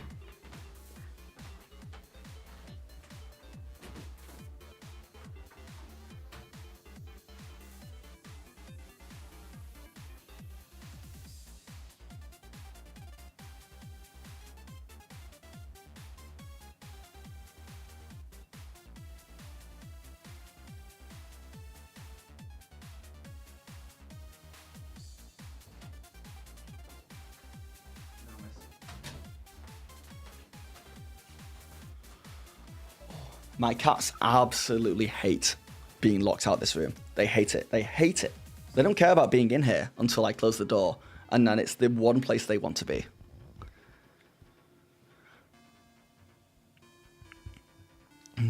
Maybe there's an AI solution for faster polls. Maybe.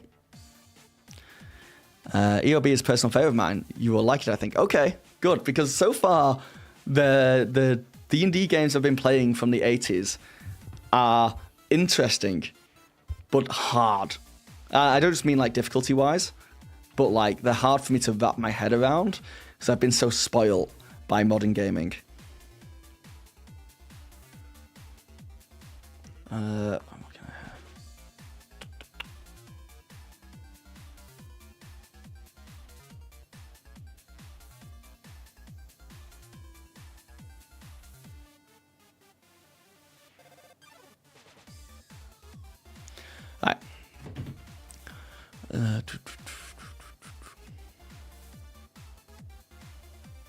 Quick, what can we do wrong? I should have left the clicking thing on so you could just click anywhere you wanted. You could just click behind me and be like, this is a messy table, and it is. A little bit off topic. Try to get ChatGPT to generate a picture of a full wine glass.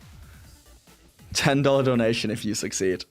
What you're saying you'll give me $10 if I can get ChatGPT to generate a picture of a full wine glass? I've not seen the video, but I've seen the thumbnail from someone who did that. Like, it can only do half full wine glasses, right?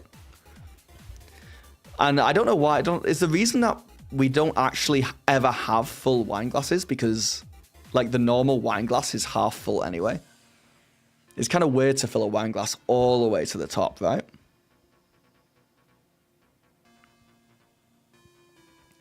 What if I did a sandbox campaign where you are the player and chat makes decisions for monsters, or hype train success. Thank you guys for the hype train.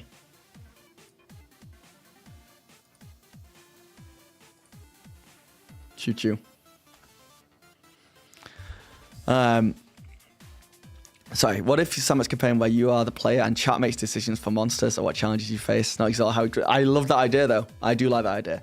I think that's a world where we do make some kind of random generator wheel, or we do use ChatGPT to make scenarios, and then you guys kind of steer the ship a little bit. Like you guys can like might just make things happen, you know? Choo choo choo choo choo choo. I love it.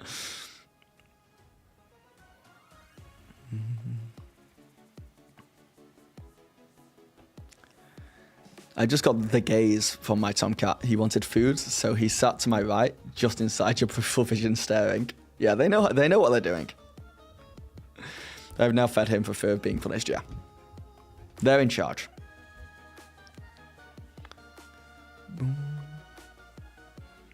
Phipps Gaming, thanks. I've been consuming D&D content for 10 plus years and have literally never played, but the group I DM for hasn't either. It's a learning process for us all, and I love the world building, so it's been a blast. Challenging, but a blast. I think the best experience as a DM, and it's something that I'm never going to experience again, and some DMs never experience, is, but I did, is playing a game when you've never DM'd before.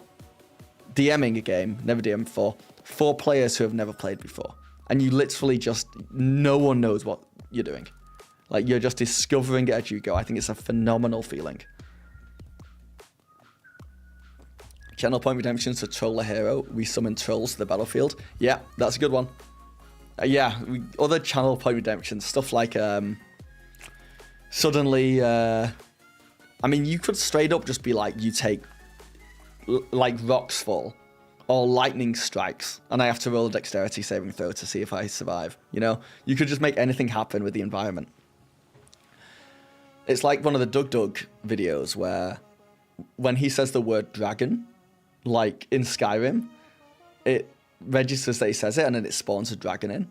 We could do that with D&D, but we're the game engine, you know? We can make anything happen because it's our imagination.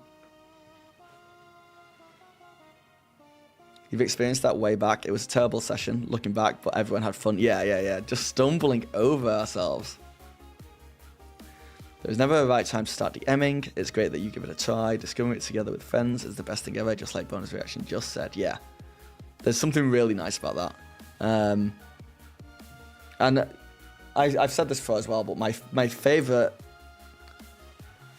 people to play with when I'm playing D&D is maybe not all new people, but I love having one or two people in a session that have never played D&D before. And seeing them like discover it for the first time and seeing what it's all about is like the most fun for me as a DM. I would much rather play with a table full of new people than a table full of experienced players. But maybe I wouldn't want to do it every session, but you know, it's fun. I think I spent more time in the books going over rules than actually playing it at one point. Man, that is a good 25 years ago. Yeah. I remember for me, I was watching so much Critical Role before I ever DM'd. And it was just like, I watched Critical Role for like 5 years. And I always wanted to DM, but I never had the confidence or like the friends group or knew how to start, or I was like always unsure if I would actually enjoy it or if I just like watching the show. And then when I did it, when I DM'd, it like unlocks a new part of me. It was like, well, I've got to make this my personality now. I was like, how do I monetize this? And then I made the YouTube channel.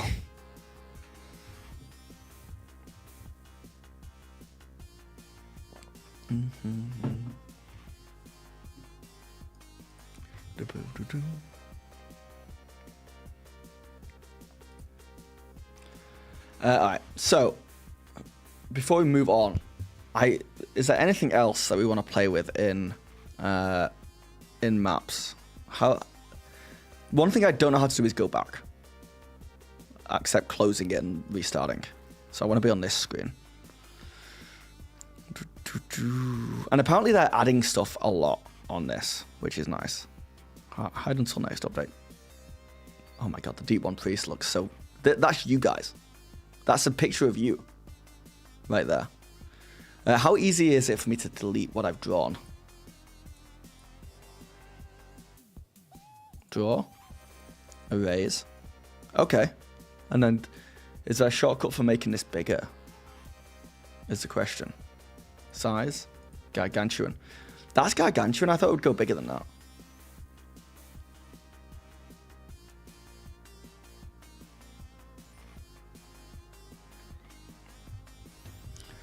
By the way, bonus reaction. Have you ever tried MCDM's Draw Steel? I haven't. I saw a few videos and I'm thinking about giving it a try. Buying the rules and convincing a few friends. It's kind of hard to find good content about it. There's not much out there yet. Anything you or chat could recommend?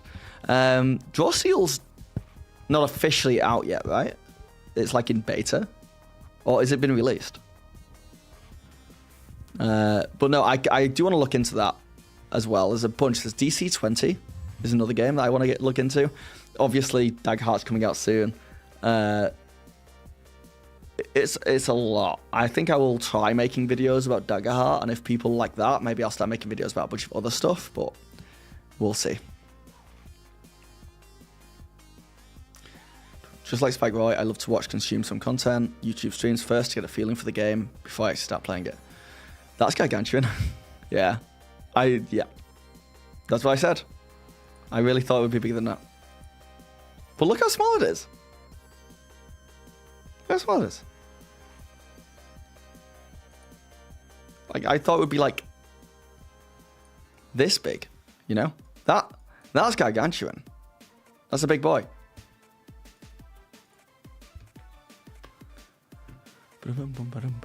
Alright, let's see what else we can do with map browser.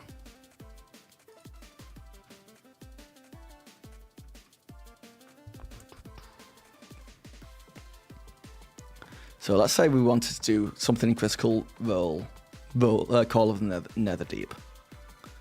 Because the other useful thing about maps, I guess, is that you can just show off towns.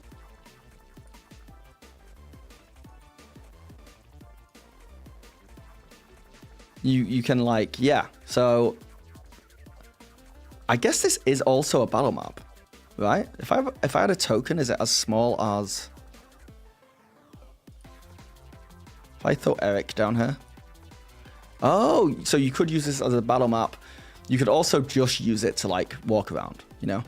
You could be like, okay, you guys start off in the bedroom of this house. Where do you want to go? And then I could get you guys to click using the overlay on Twitch. And you might be clicking, like, I want to go to the river over here. And I'd be like, cool, you head out to the river. You're at the river now. So that's cool.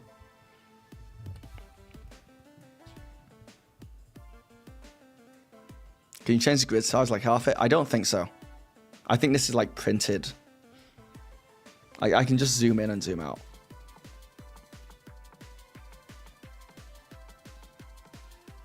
But like this seems pretty legit, you know? Like you could have a whole party.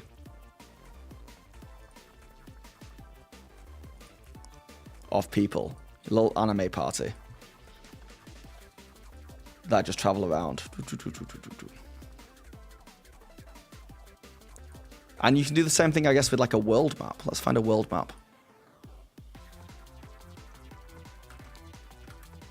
Okay, so here's one of like the entire starting town of Call of the Netherdeep. How big are the tokens here? Oh, look how small they've made it. Okay, that's cool. An abominable beauty. That's what they call you, right? Collibs. Thank you for the follow. You abominable beauty. So yeah, zoom right in here. There's you three. Chilling over there.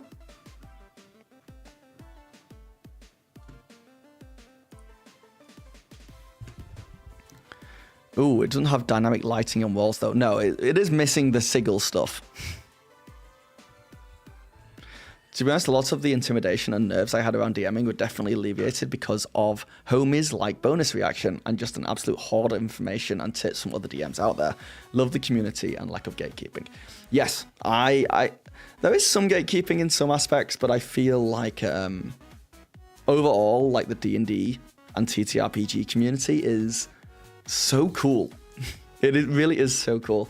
And I know I'm pandering to my audience here because we're all part of the community, but this is going to sound pandering, but when I've met D&D people out and about, they're not like other nerdy hobbies.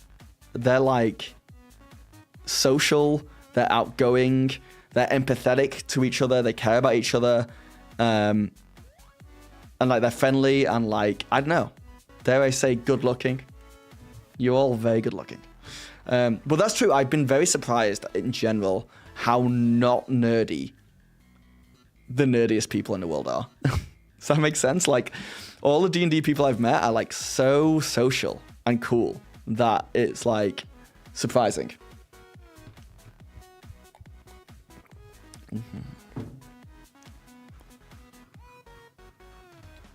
So with something like this, we could be like, you guys get in a fight in the street over here, and let's say you guys are the bird boys, and you're against the abominable beauty. But since we've not got a grid, we can use the ruler to be like, you guys are 17 feet away. So with your 30 feet movement, you can get up there. So that's pretty cool. So like, you could use non-battle maps pretty easily, you know? And you could even use it. I would love to find a proper world map. The question is, what changed, your perspective or the nerds? It's a good question. How people play D&D, everyone knows this. Yes, Sam. I genuinely think that's true. Because it is a very social, collaborative game that I do think actually attracts a lot of theatre kids. So it's like a different crowd to like...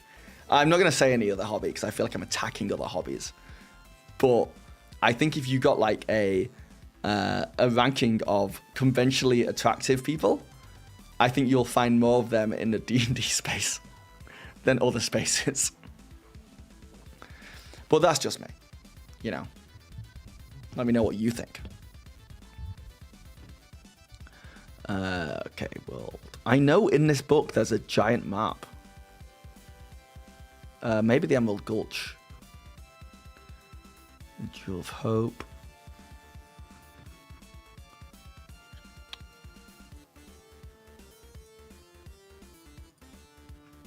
Yeah, okay. So here you've got like a world map of Zorhaz, and you can literally, maybe even you throw in your tokens, throw in your Arakocra. Look how small they are. And where's my abominable beauty? Where is she? There she is. And then you can zoom right in, grab all three of them, and you can just be like, let's say you start in Asarius, the City of Beasts. And then you can like use the ruler to, I guess, figure out how far you can travel in like a day. Oh no, that's a lot more than 30 feet. It's 50 feet to that mountain. But yeah, you could be like, whatever, like 140 feet in this mode would be, you know, 3 days of travel kind of thing. 50 feet a day. For myself, I can say my view changed a lot getting into the hobby. I had opinions about people playing RPGs, going on LARPs and so on. Then I actually get to know the hobby and the people who love it. It changed my world for the better. Yeah, I agree. I concur. I think D&D can be a really good hobby to get someone out of their shell, for sure. Yeah. I've never done LARPing. I kind of want to do LARPing.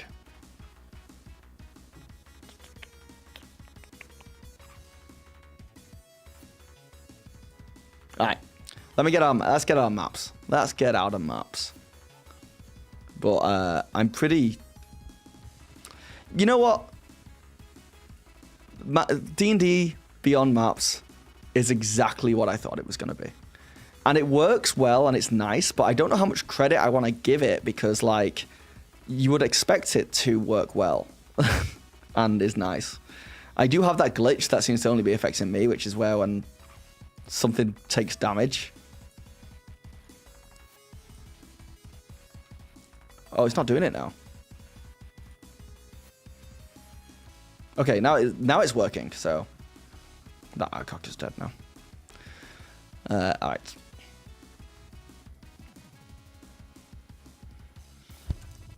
But yeah, D&D can be a really good hobby to get someone out of the shell. Is so true. Just, like, it got me out of my shell. You know? It really is. Especially DMing, I think can be a big, like, confidence booster. Without you even realizing it. But it just, like, I don't know. Being in that position is kind of showing yourself that you can, whatever your players throw at you or whatever happens, you can, like, improvise your way through it and manage people and their time. Just doing it a few times, I think, genuinely increases your own confidence. All right, let's play. We got to play some video games. Got to play some D&D based video games. Because I need to play like 60 of them if I want this video to ever come out. In the long run, you definitely recommend Foundry VCT. It takes some time to get into, but the best... So what, could you tell me, or is there a lot to it? But like, is there anything that Foundry does just really well? That is way better than D&D Beyond Maps. Is Celesta one of them? I will be playing Celesta at some point, two hands, but it is not an official D&D game. It has to have D&D stamp of approval, logo in there, and we asked. In fact, I can show you all the games.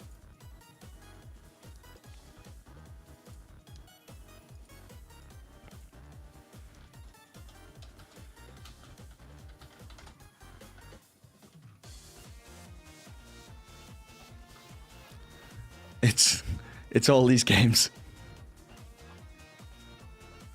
It's all of them. Now, I'm only doing the games that are on Steam or like available to play on computer and set in the Forgotten Realms. Because if I go outside of that list, it's a really long list. it's exponentially long, like over 100. So I think by doing it, like and we obviously, if something gets remastered, we just play the most up-to-date version of that game. And so far, we've played Pools of Radiance. So we're doing it in order. We played Hillsfar and Curse of the Azure Bonds. Oops.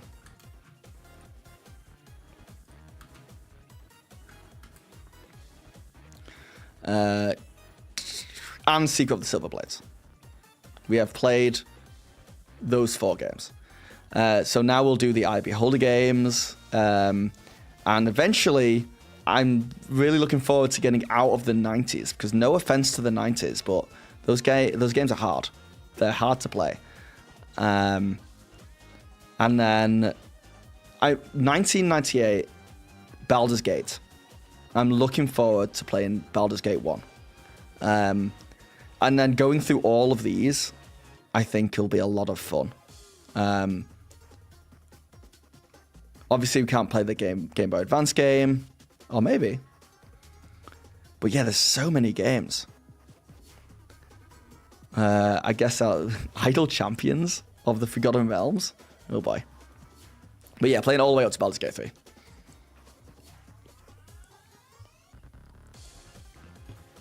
Foundry's in its own league, to be frank. Fair enough. Okay, I'll have to try it out. So too, DMing really ups your confidence. Spoken personal experience. I think after being a DM, I'm better able to take initiative as a player. Yeah. I think if you are a player who wants to become a better D&D player as far as like making sure you and everyone else at the table is having a really good time and you're doing whatever you are setting out to do, getting some experience as a DM is like the best thing you can do. Foundry isn't better, it just had more time to development and module creation. The learning curve on Foundry is a little steep, but there's lots of cool features if you... Yeah, I mean, if it's a one-off payment and I can import my books from D&D Beyond, then there's no reason why I shouldn't get it, to be honest. Foundry VTC is a power user stream. If you're into scripting, tinkering, editing, and setting up servers and stuff like that, you can do amazing stuff with it, but it isn't as accessible as other VTTs, right? Essentially, I would recommend Foundry because even the basic version without mods offers many more features and functions than all the options of D&D Beyond. Dynamic fog of war, lighting, and many other things that you probably wouldn't really need for the streams. But to come back to the example from earlier, you wanted a pop out of a monster sheet. Yes, I did want that, yeah. It won't be a problem with Foundry. Wolf BG1 is kind of rough if you haven't played 2nd edition. Yeah, I'm learning that so far in general as the DM about these games because I'm like, I'll be good, and then just not knowing, like being used to 5e rules, because I've never played any other D&D. It's kind of a hit. Like, I still can't get over playing these games when, and I'm sure it's the same with Eye of the Beholder, when you take a long rest, I was like, I'll take a long rest and I'll get all my health back. Nope, you get 1 HP per 1 day of rest. So you're just like taking a long rest for 14 days. It's crazy.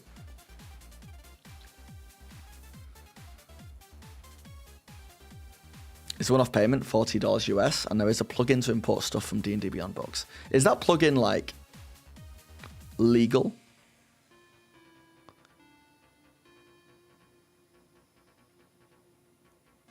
Since that's because 5e is supposed to be a sort of pastiche of 2e.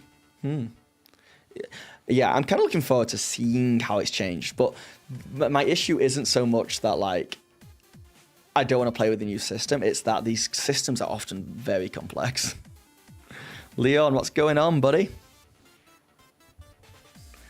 There are more legal and less legal plugins available, okay. But are Wizards of the Coast fine with me importing my books from D&D Beyond? Is my question. Like, have they, like, okayed it? Because that's so out of character for them.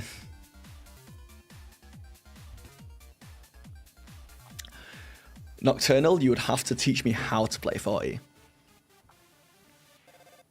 It pulls from DDB through their own API, so I would assume if they didn't want people to do it, they would lock it down. That's fair.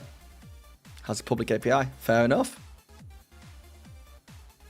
And I can only get the books I've paid for, right? I'm not, like, getting free books. Yeah, okay. Yeah, you're buying the books anyway, so they get the money. Fair enough. That is true. Yeah. Yeah, Wild Leon appeared. Is the Discord okay, by the way? I got a message earlier saying spam detected.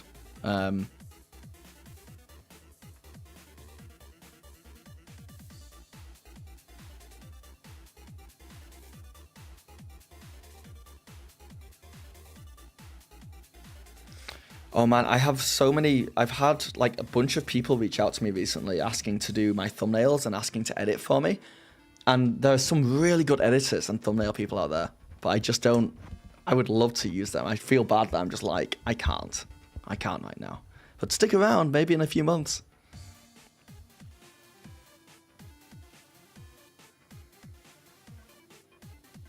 You had someone PMing you from Discord who was clearly a bot. That's what it said. I got a message from Discord saying there's like a lot of DM activity noticed.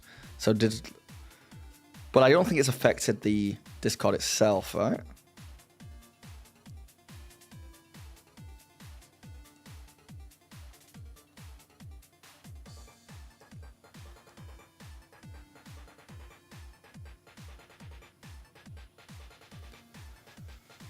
You've not noticed anything particular? Good. Thank you. Nazarini, hey, how is DDB Maps comparing with Foundry? No, but now I think I'm going to have to, because there's so many Foundry fans in the chat, and I've never used Foundry. I don't normally use maps at all. I do stuff in person, so it was interesting to play around with it. I want to find a good map space system so that I can play D&D with chat with you guys. and come up with a good way of doing that. So you guys can look at a map and click on it and tell me where you want to go, or like what you want to do if you want to hit someone or something like that. Maybe next, or in a couple of streams. I can't say next stream because that's probably tomorrow.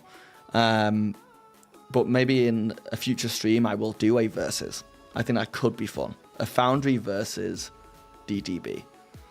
I have a feeling from what everyone's saying, Foundry is going to win, but we'll see. Because also, you guys are saying like it's better, but it's more complex. So it might be that first impressions, Foundry isn't as good as D&D Beyond. But after like a week of playing around with it, I could never go back to D&D Beyond.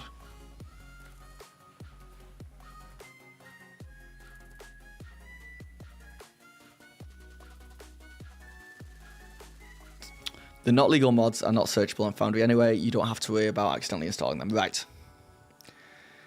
D&D Beyond Maps misses a lot of features compared to Foundry, but it's fine for a simple game. Right.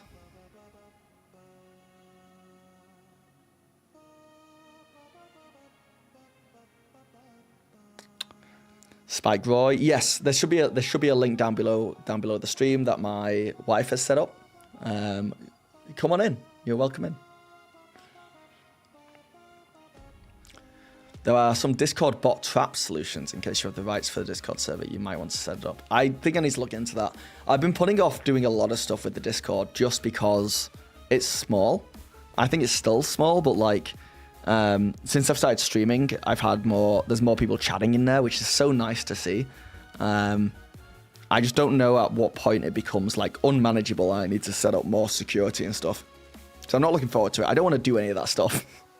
But I would, obviously, if I get bigger, I'll have to. Yeah, thanks, Leon. Thank you. If you're looking for some how-to guides on Foundry, Cantrix Media has a ton of guides. Ooh, thank you, Camp John. Personally, you're a huge Roll20 supporter, but I know it's locked behind a subscription, and most people hate it. Depends how much the subscription is. Might want to add a bot reports channel in Discord. I'll take a look. Thank you, Leon. I know there's a way to play D&D via a bot on Discord. Oh, like a ChatGPT style thing? It pulls from the D&D Beyond API. Oh, has a built-in dice roller and such. Thank you, Two Hands. That sounds cool. This is what I want to do. I want to figure out a way to get some kind of bot to listen to Twitch chat and YouTube chat, and then we can play D&D with the bot. That's the dream. If not for the subscription, it would totally use Roll20, but Foundry managed to implement features that Roll20 was missing for years, so you switched. D&D Beyond has a Discord bot. Yeah. I'm surprised D&D Beyond. I guess it's because people hate AI, which is fair. But surely it's not going to take too long for D&D Beyond to get an AI chat helper on D&D Beyond. And you can just type to it like, hey, give me some names for some NPCs, and it will just give you a bunch of names. Like, I'm surprised that doesn't exist yet. Cypherwish used it and has an article about it. Oh.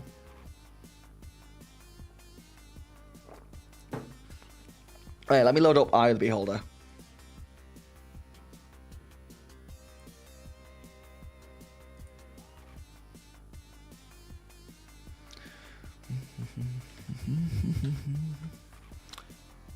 My computer is going slow. I do wonder if I've got something open in the background. Let's have a look.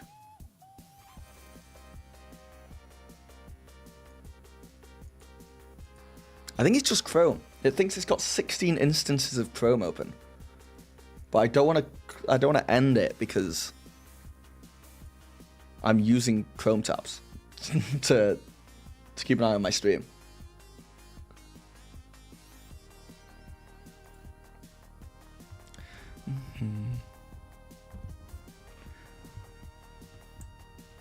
Roll20 has a Discord activity integration. Is that Avre? Avre, the Discord bot, is amazing. Oh. AI companion for lore reference would be fantastic. Forgotten Realms lore is a doozy. I just want a chat spot where my player can be like, we're in a town, right, Phil? And I'll be like, yep. And I'll be like, I want to go to an armory shop and buy a golden gauntlet. And I would be like, okay, you find that. And they're like, how much is it? And I want to be able to just type into a chat real quick, how much would this item cost? And for the bot to just be like, how many gold pieces or whatever. And I can just do it. I just throw it out there rather than me like having to think about very mundane stuff like the prices of things. Yeah, the Chrome tabs will get you. It's crazy that Chrome uses so much of my computer power, even to this day. Each tab is an instance. Well, I've only got 2 tabs open right now. But in my task manager, it says 16. So what can you do?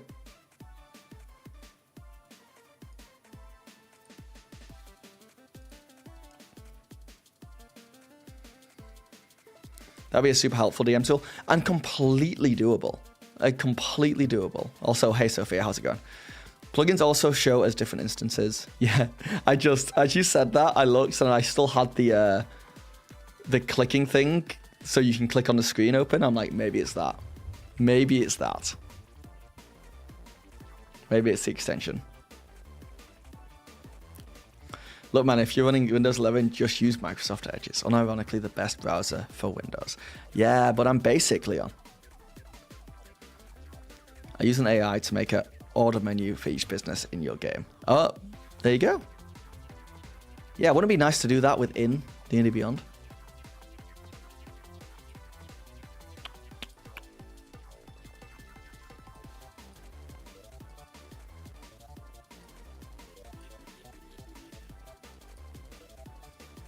Real question is, we're gonna play Dungeons and Dragons: Eye of the Beholder from the 1980s, and I just want to know if there's gonna be sound or not.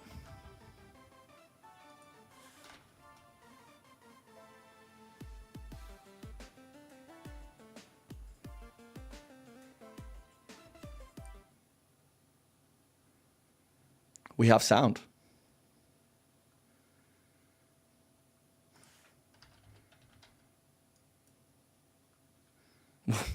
Well, I don't have his game. Oh, this is so annoying. I want it full screen. Hold on, lads. Hold on.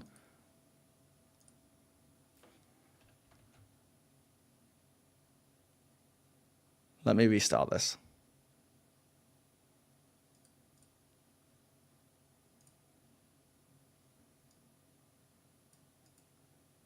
Play, full screen. It is full screen currently. Copyright protection notice. Copy protection notice. When a protection screen comes up in game, just type anything. Okay. If I tab out, it goes small screen. I can't get a big screen again. So I cannot tab out.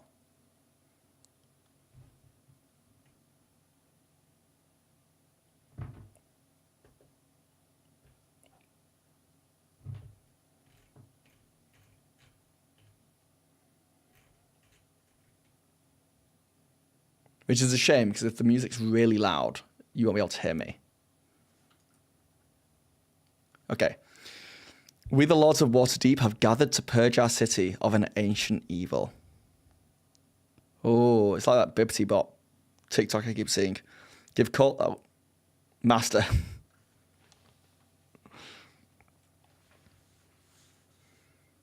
You can't hear this?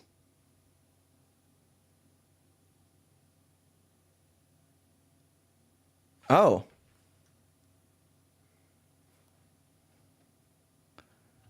I'm going to have to tab out. God damn it, it's going to go small screen.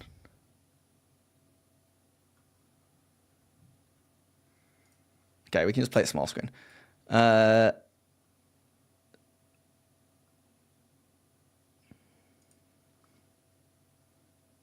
my god, it's so loud for me. You can't hear that at all. Oh. Oh, you know what I can put it into? Can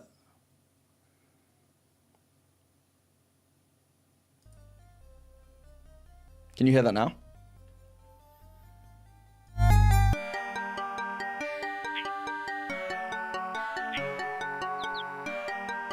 What about now?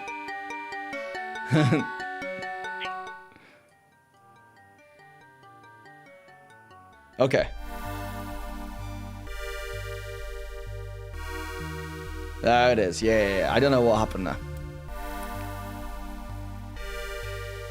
Apologies. Okay, I missed all that cutscene. So, but I think we're in a tunnel.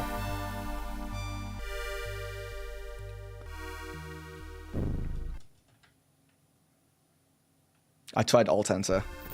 It worked. Phipps, you legend.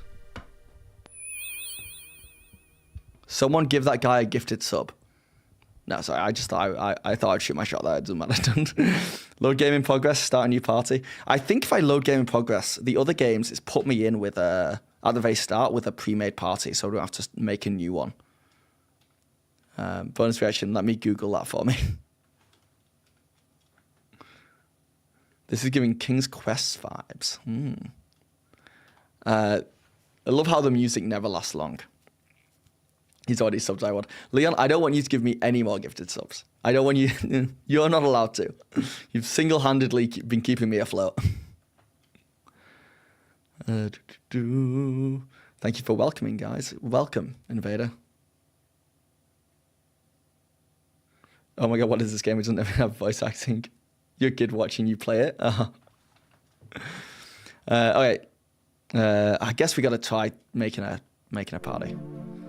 Select the box of the character you wish to create of you. Let's go for a classic human male, a fighter. Make them neutral good. Make them look like bro.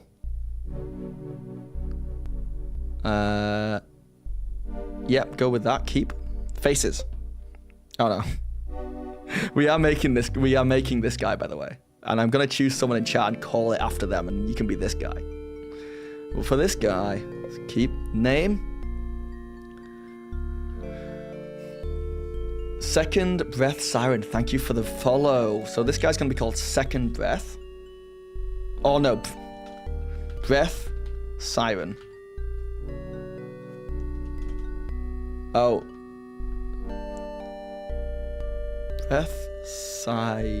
Breathsire is the most I can get in there, but I think that's a solid name, Breathsire. Invader Dim, thank you for the follow.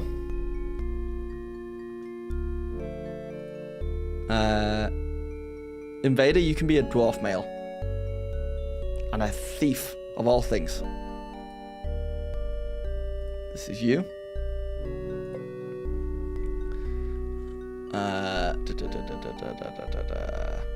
We'll just call him Dim for Invader Dim. Dwarf male is goated. Yeah, man. No. This is the coolest. Alright. And Leon, you're cool with being a elf female, right? And a cleric. Chaotic good. And that's you. I think that's you, Leon.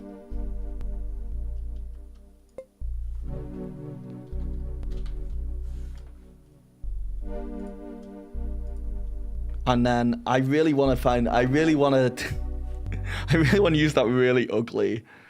Let's grab a half elf male.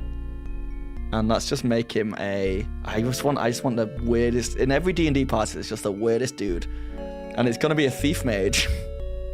And he's gonna be chaotic evil. And he's gonna be this guy. And we're gonna call him. Does anyone want to be this absolute menace? If anyone wants to be named after this guy, say I. Need a cleric, right? No, we got Leon's a cleric down there in the left corner. Unhinged profile picture. Okay, Phipps, you're up. I think he looks like no offense, Phip. He looks like a Phip, for sure. I want so many figs of this guy. Jack Strap is, yeah. I don't know if that's a reference to something, but it suits him a lot. Okay, select the box of the character you wish to create or view. We go to, I get the replay. I think we get in there. Entering game. Please wait. Okay, guys. I really need you all to do your best here. I don't want FIP to go down, okay? We can go forwards, I guess, but it looks like there's rocks in the way. Yeah, you can't go that way. Oh. Oh my god, how do I turn? Do I have to actually use the buttons? There's something in there. Okay, so this looks like a pretty blank room. There's a skeleton in the way there. And there's something moving under there. You saw that, right? You can see that. The no music is haunting. Can I look at this skeleton? Oh, God. What did I just do? Lockpicks taken. Do I give them to FIP? Oh, okay. FIP, you got some lockpicks now. And then, FIP, you weirdo, you're going to take some bones. You can't put the item there. Halfling bones taken, you can't put the item there. There you go, FIP. You absolute weirdo. Yeah, there's no music in the game right now. I'm gonna play some of my own.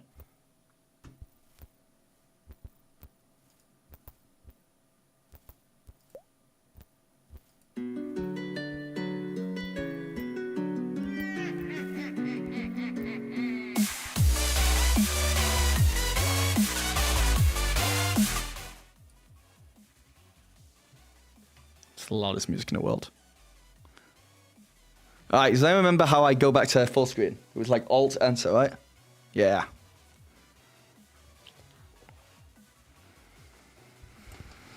Master Moai 23, thank you for the follow. Cast plot armor on FIP. FIP has to survive. Look at him, he's a gremlin. I would like to separate in-game FIP from FIP's gaming. When I talk about FIP being ugly, I do not mean FIP's gaming. I mean this dude. Okay? Thank you, Fips. Only one follow away from 750. Okay, that's pretty huge. This is the very reason I started playing AD&D only a few years after this game came out. For FIP.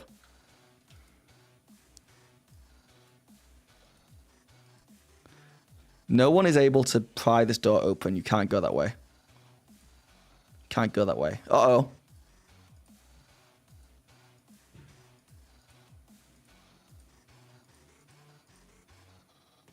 What's that? Is that something I can... Oh, hey, we got to switch. We're in, guys. Someone play the Zelda music where it goes to... In game... Oh. Oh my god, how do I attack him? What the hell? Get away from me.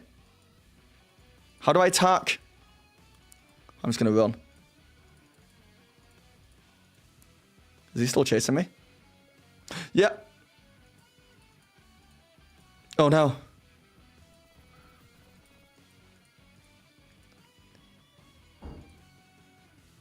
Is he coming? Alright, we're safe. Click the weapons. Thank you, Nocturnal. Oh, I click these weapons. Oh, and then I go boom, boom, boom. No, I threw the weapon on the ground. Oh my god, what do... Right click on the spell book, select a spell to cast. I thought the only spell you could do was the abort spell. Which is a whole other thing. Okay, I don't think FIP has any spells currently. So, useful. Right click, not left. So if I click here and I right click.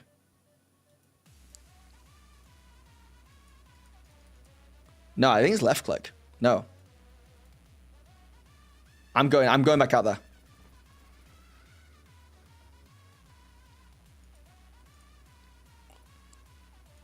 Wait. What do you mean I can't go that way? There we go. Come here, little weirdo. Come. Kill, kill, kill. Oh, no. Actually, no. I'm going to pick that back up. Sorry. I can't hit it. How do I... Okay, well, let's get out of here, I guess.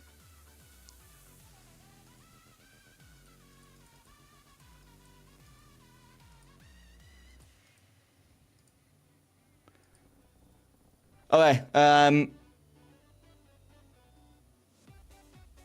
how do I hit things? Leave the weapon in hand. Leave the weapon in the slot and right click it. No way. Okay. And then it cools down. All right, we're going back in, guys. So it works in Grimrock. Okay, no, I'm learning. Can't reach. Why can't Leon reach the mace?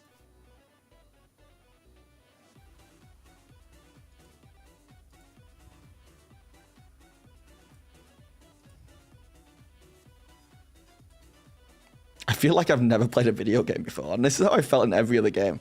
Hold on, I want to kill this guy, though. Ah, thank you, Fairy Tales, for bringing up that Discord there. I forgot I did that. It's too far away from you, yeah. So you can't reach the target in front. Oh, so are these guys, what, hitting the door? Hey, how's it going? Did you scare everyone with that headline? Which headline? Hold on. Oh, because it's still the thumbnail, right? I didn't change the thumbnail. Yeah, everyone's just like whatever about it, to be honest. Everyone's just like, yeah, tariffs are going to affect everyone. Characters in the back are truly in the back row. You need a spear or pike or ranged weapon to attack from 3rd or 4th rank. Oh. Can I move them around? All right, we're going back out. I'm gonna. So it's right. It's like boom, boom. Okay. Okay. Fip can hit things though. It's just Leon. Sorry, buddy. Oh, Fip is throwing it. Fip, you're throwing your knife. Okay. Okay, we're getting there.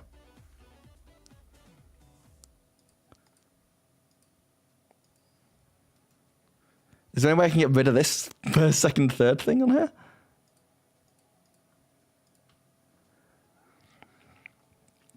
Imagine your party is 2x2. Yeah, they're walking in a 4 cube formation.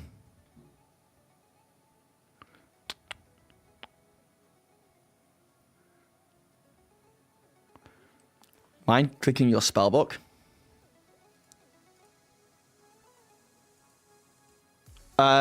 Nothing's happening. It's trying to do stuff on this door.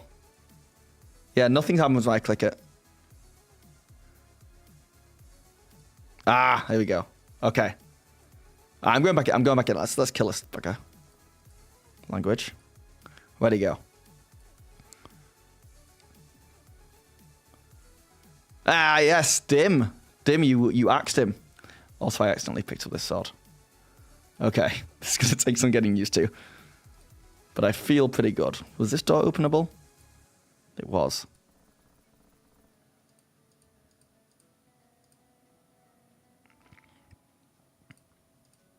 I'm feeling pretty powerful right now. I feel like pretty strong. This slimy, smelly drain pipe reveals nothing. Great, I'm so glad I came all the way over here.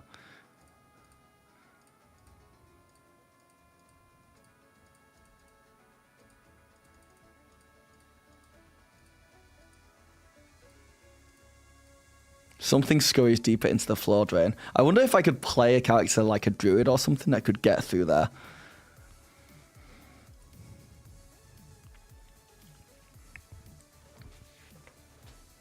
YouTube chat censored a bot when suggested pressing it.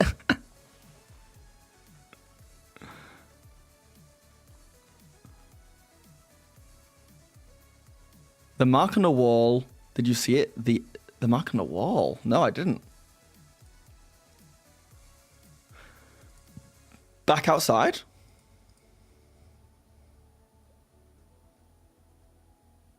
Yeah, no druids needs this. Back through here?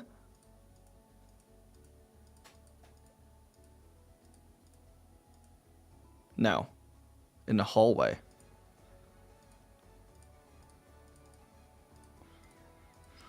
In the hallway is not a good description for this, dude. It's all hallways. You must mean in here. Oh, ooh. Okay, I did not see that. The rune is unrecognized. Okay.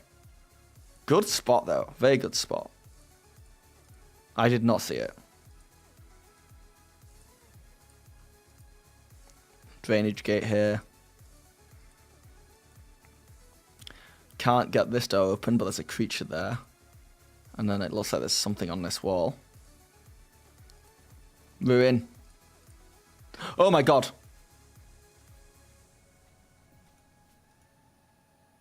Abort.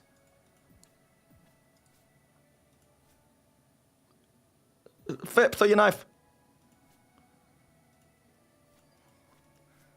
Oh my god. Flip, just punch them, you can't.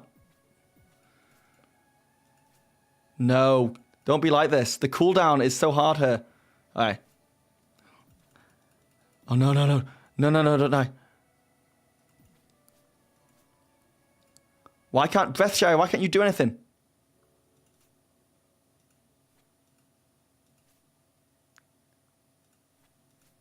Okay. Okay. That's fine. Breathshire is grayed out completely. He's unconscious. Okay. Well, let's grab some stuff here. Alright, all knives go to Fip. Mage Scroll of Detect Magic can go to our cleric. Yeah, sorry. All knives.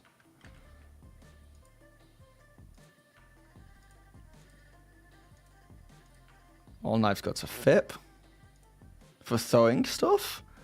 And the scroll can go to Leon.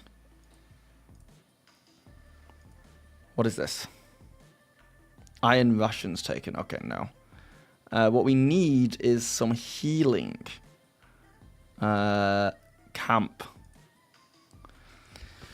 We can rest party, memorize spells, pray for spells, scribe scrolls, go into game options.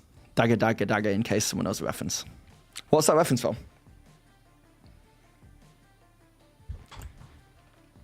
Memorize spells. 2 of 2 remaining. I think... Oh my god, Fip might be OP. If we give Fip Magic Missile, and then is there a healing one? Fip knows everything. Oh, is this just for Fip? Magic Missile... He wants range stuff. Yeah, so, I guess shield. 0 of 2. Exit. And then...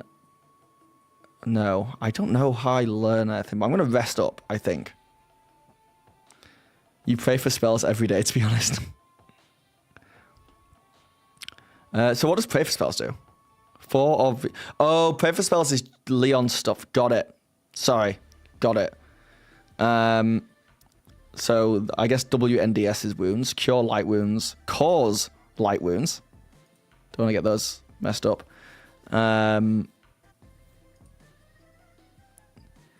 Flame blade. Slow poison. Hold person is pretty good. What I need is range stuff for her. Aid. And I guess bless. Oh, I can do... Oh. Cause light wounds and short detect magic. Scribe scrolls, preferences, rest party. Will your healers heal the party? Yes, they will. Okay. We've been in this same room for 40 hours so far. 60 hours. 70 hours. All characters are fully rested. Scribe the Detect Magic Scroll. You don't have any scrolls that this mage needs.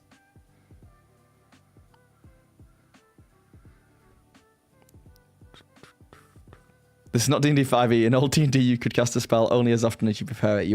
Oh, I see. So it's like ammunition. I really committed to rest. Yeah, but look at my party now. Ready to go. Right, so if I want to cast... All right. Clear. So if I want to cast Magic Missile twice, I need to choose 2 of them. And if I want to...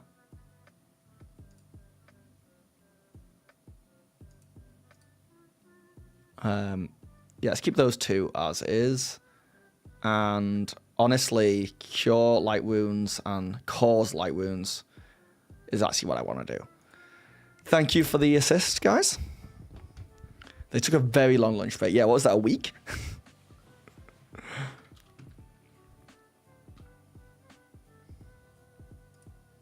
Your party needs to rest to gain spells. All right, got it, yeah. Okay, onwards and upwards. I just stood on the trap, didn't I? Yeah.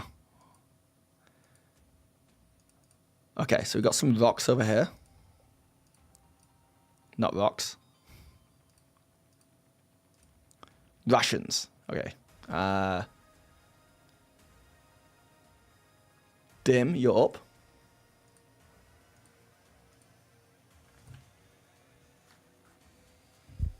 Phipps is OP in game and IRL. I am surprised at how good Phipps is. Let's get some knives on his person.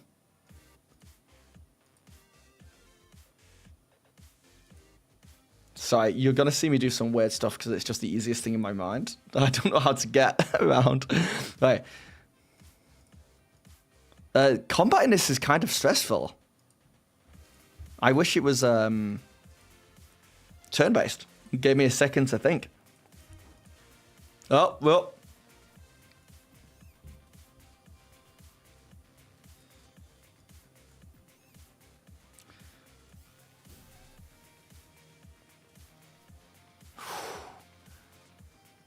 Come at me, bro.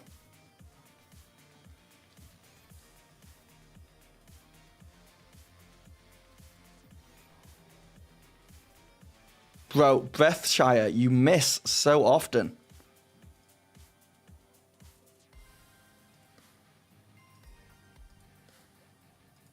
Alright, it's all good. It's all fine. I'm not gonna get mad. I'm not gonna let this, get to me. Dim is a pack mule indeed. Combat takes a little getting used to, yeah. One more thing that might be important, I think you have to manage resources like food or other stuff. As far as I know, you use up food when resting. Oh, it's kind of like Baldur's Gate. Yeah, so I've got this bar of food here. So we're okay for now. We got some rations as well when we need it. Hold on, let me get my bearings right. So this led to a locked door, and this way led to where we need to go, I guess. Stuff on the wall. Come on, come at me.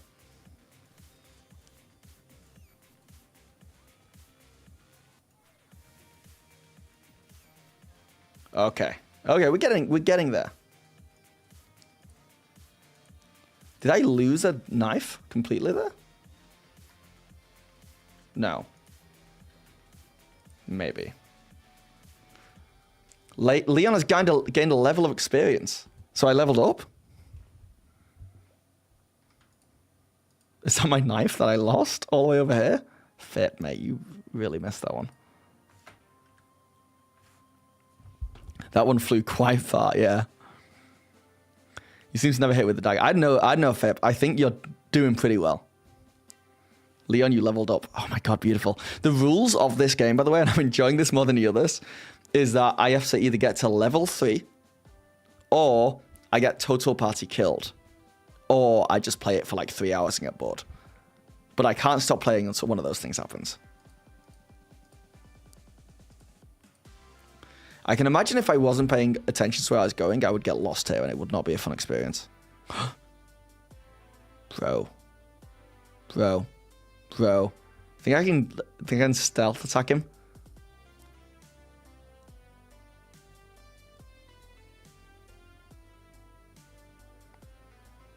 TPK is a good addition to so much pain from the start. Yeah. If my party dies, it's game over. The stream ends, fundamentally. Oh god, there's 2 of them.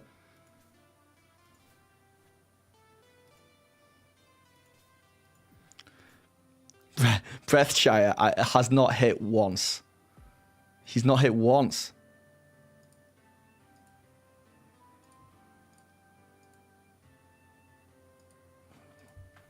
Pip, you're getting so many daggers. I think I need a better weapon for Breathshire.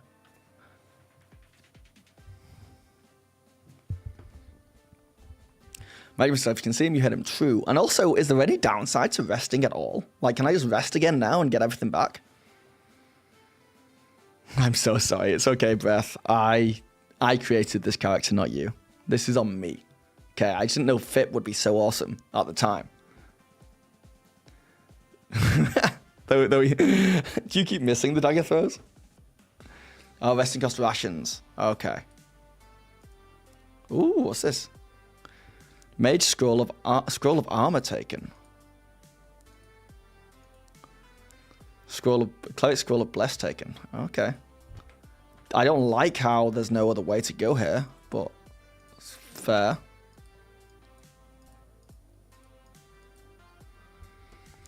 We all strive to be Fip. I think once Breathshire starts hitting, he's gonna be doing damage. Take the little page turn symbol at the bottom corner of the character. Oh. Okay, I don't know how leveling up works with this. He's multi-class, he's level 3 in one and level 2 in the other, or... Hold on, let me go back to... I've done it to level 3 at least. So I've actually... This game is so much easier to level up than the other ones we played. So much easier. So with that in mind, I guess we'll keep playing because I'm kind of enjoying it, but... We've done it. We've accomplished what we set out to do.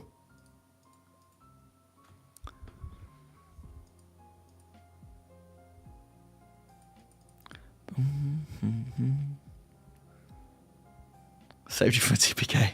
No, I'm going to TPK you guys. No one is able to pry this door open.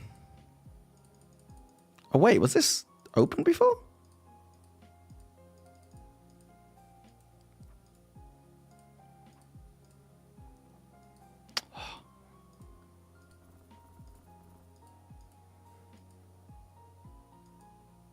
Uh-oh. That's how you hit. Cure Light Wounds.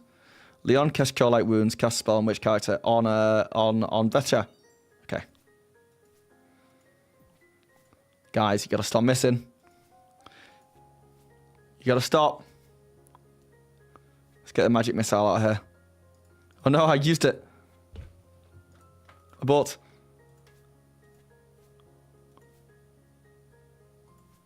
Slap him.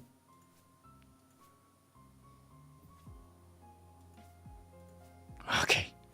Whew. The good news is we're getting a lot of daggers. So that's the good news. I feel like I'm pro daggers.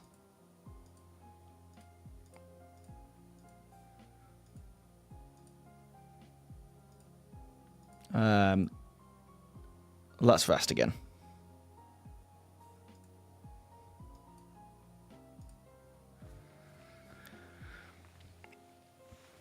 Speedrunning. If there's a mark on a wall, it can mean illusionary walls and you can walk through, and sometimes there are buttons on the wall. Thank you. If the goal of this game is getting daggers, you'd be winning. By the way, how is this game called? This is called Eye of the Beholder. Right? Just memorize. Oh, cool. So it just resets it, yeah. We're Team Magic Missile. That's for sure. Oh, I cleared it. Oops.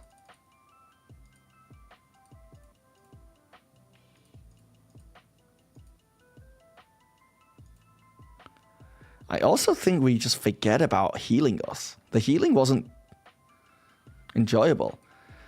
I think we go full cause light wounds. And we go... oh, I forgot about whole person.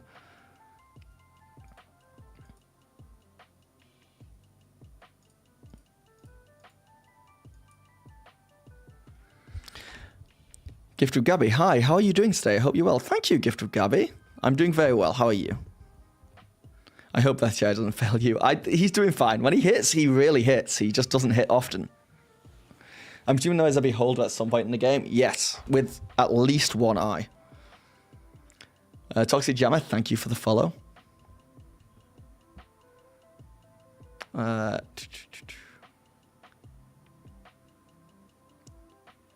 What is that? What just happened?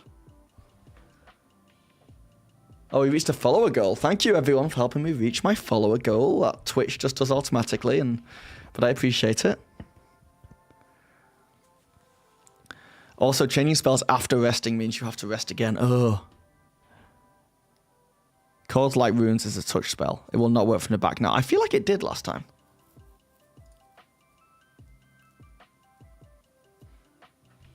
But that's fine. I'll learn by doing. Let's find something to kill. Let me look down this hole.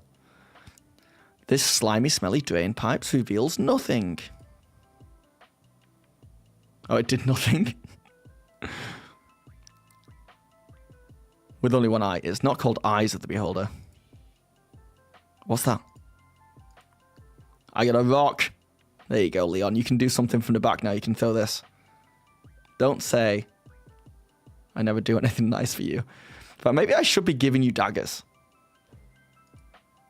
You know? Maybe I should give you a few daggers. Just to chuck him.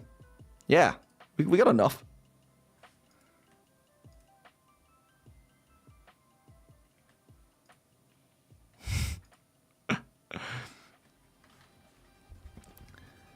Can you test if you can manually aim daggers? All right, let's... Oh, you can't use the dagger. Okay. Let me get the rock back in there.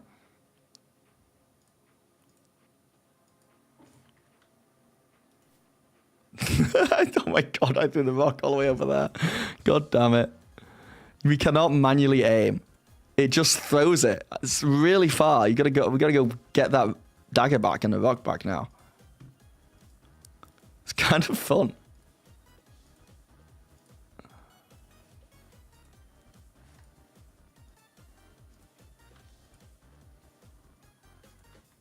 Alright. Clerics cannot use daggers in second edition. That completely makes sense, to be honest. Alright, let's cue this up. I kind of want to get to a boss. I feel like finding a nice place to end. I'm no idiot, okay? I know these are traps. So if I go left, something will happen. If I go right, something will happen. I'm hoping left opens this door.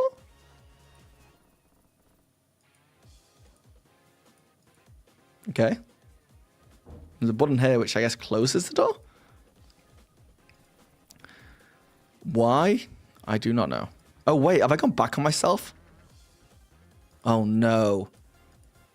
Oh, no. There's people there. There's people there. All right, come on, bro. Come get it. Surprise! Throw the rock.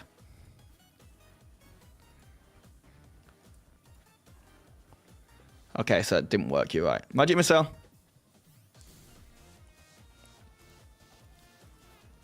Lots of missing going on. Throw knives. Why did the knife go up there?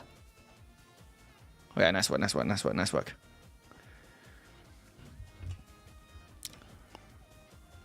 You can put things stuff on the flashlights to keep things open and closed. Ah, interesting. Religious people don't know how to hold knives classically. Traditionally, obviously. Alright, we got some rations. You know what? You're not... Dim's the ration guy. I don't know if the rock did anything, but... Why not? If the people in the front line die, do the back line become the new front line? Like, automatically?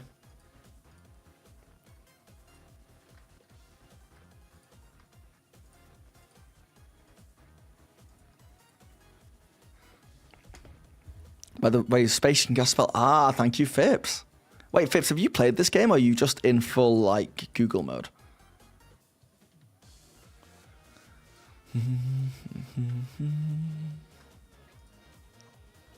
How are we doing for food? I'm going to have a ration. Wait, how do I... Nom nom nom. Nom nom nom. Eat it. Nom nom nom nom nom. Nom nom nom. How does he eat the rations? Is that within camp? Hold on. Dim's got so many rations. Iron rations. I presume is food. Oh wait. There's an obvious dinner menu here. Ah, there we go. They all have their own food meters. Share the love, Dim.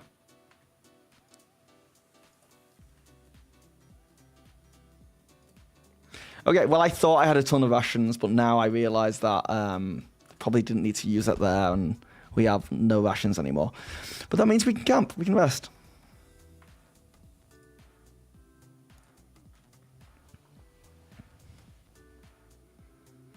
Iron rations lasted longer, they didn't spoil. I probably shouldn't have used them all. Someone is still injured. Rest until healed? Yes. Ah, the classic 1 week resting in a sewer. Alright, get them out. If I get any more Prime subscriptions, I'll order food in tonight.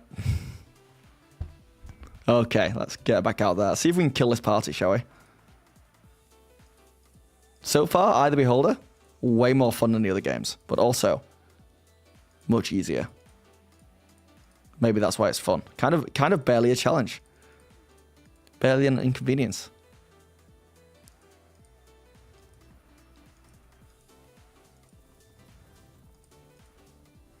Okay, well, this is where the rock comes into play, I guess.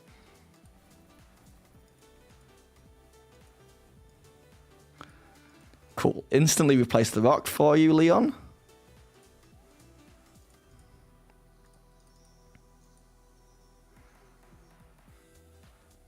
One week resting so is surely gonna. My issue with this game, and this is why I've been spoiled by new ones, is this it? Like, what? Is this the game? Because I feel like it's gonna get pretty samey pretty fast.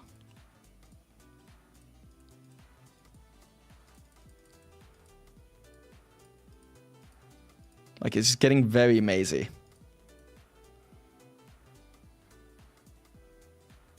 Thank you, Leon, for adding that. I appreciate that. 1 week resting in a sewer is surely great for your wounds. Yeah. Sounds like the perfect vacation.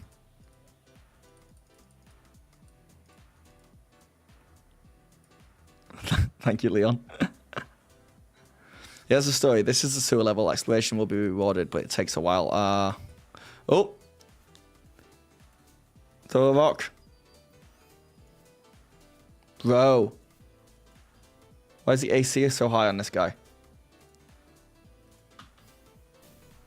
Okay, nice work, nice work, nice work. God, am I good at this game? What's that? Oh. Okay. Am I good at this? I think I might be.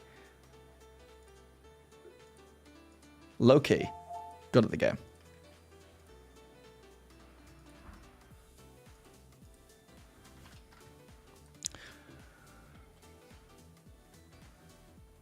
I'll have to check about the runes on the wall. Let me just change the music to some, like, battle-y stuff.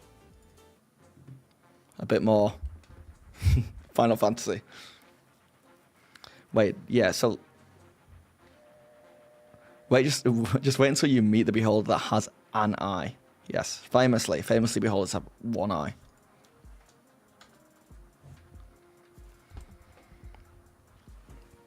Best part about Eye of the Beholder is that you can import your party, including magic items, into EOB2. So I can continue FIP. But, like, wouldn't it be a really high level for that game? Okay, well, one of the walls on the right, walking back. Let's have a look. Let me pick up this knife.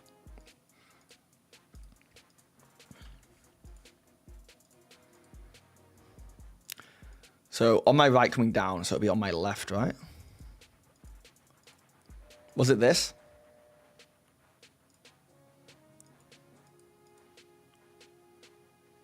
I don't think it matters. I don't think the runes would be that useful.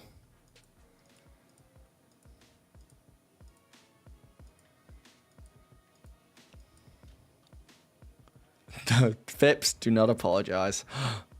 Is that an arrow? Anything else in this place?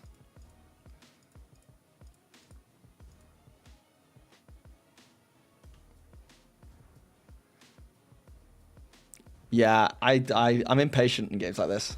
I'm a runner.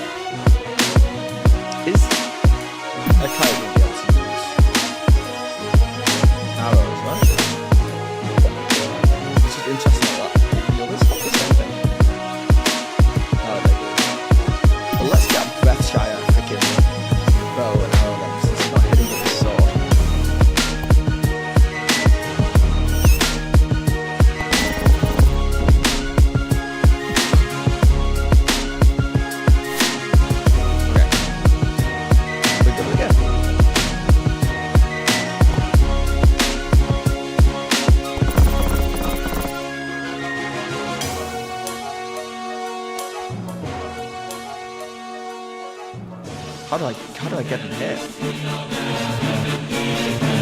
a ladder that like if I step on this.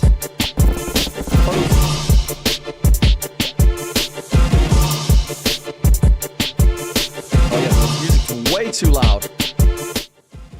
Sorry about that. I did not mean to do that.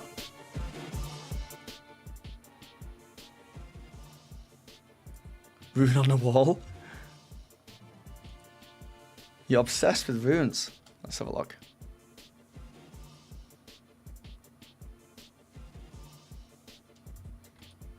Alt enter, please. I'm so sorry. I'm so sorry about the sound situation. It doesn't affect me in here. That was just for you guys. I turned it up way too loud by accident.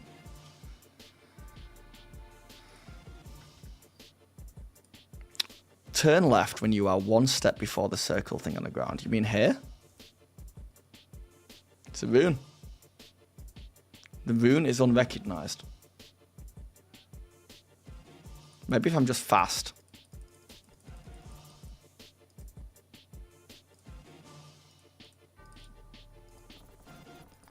I'll get a run up. No. You know what? Maybe I can hit it with a rock.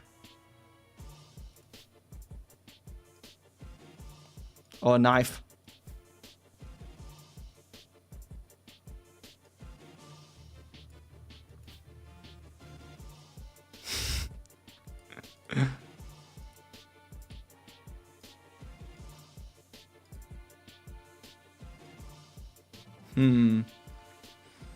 Maybe we gotta go the other way and see if there's something there. Oh yeah, someone did mention we can walk through the wall there. Now, let's try down here. Oh, it's got another switch. Maybe it's a long throw. We've got ourselves a shield.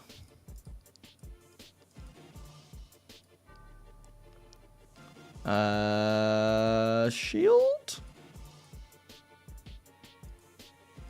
There we go. Okay.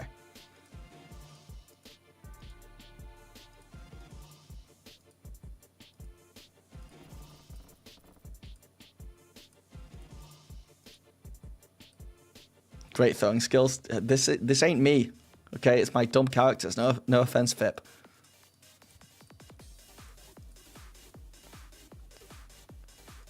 No baddies? Oh no, now I'm starting to get lost.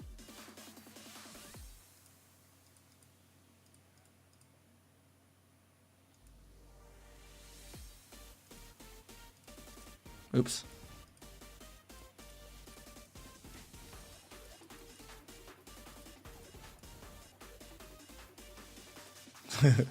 This is really disorientating now. Hold on. I came through there.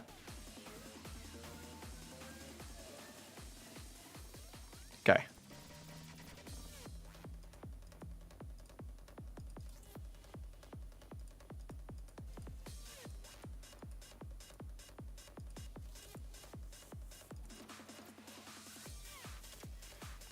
Have I already been here? Is that a map? Oh no.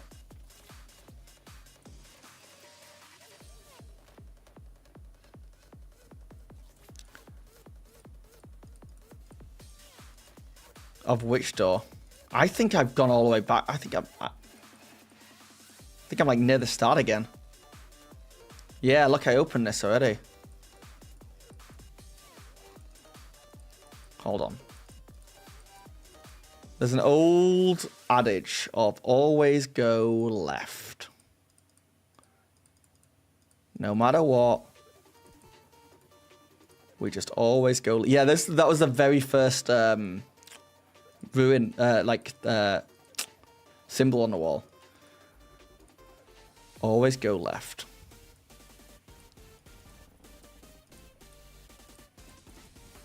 I would love to get out of the sewers, that's the thing.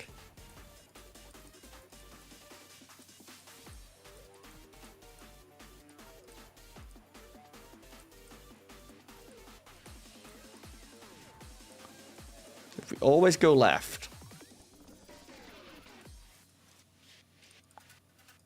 it means we'll never backtrack on ourselves. Apart from when we need to.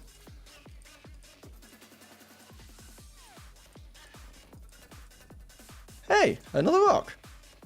Oh, because I left it on there to stay open. Ah, man. How did I get so turned around? This is just a main room. Let's always go left. I'm sorry for the rave music. It's right to go right. No, it's left to go right.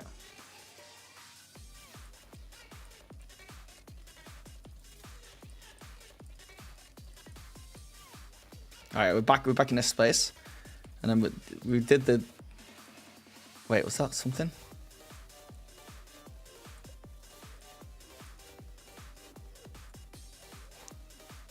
Let's take a step back. Always go left. Oh no! Oh no! Wait. Does this lead to the? Yeah. Been here. I'm clicking things too fast.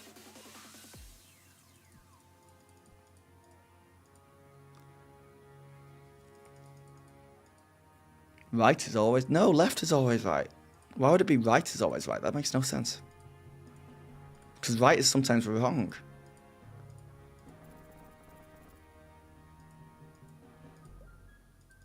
I went back up myself.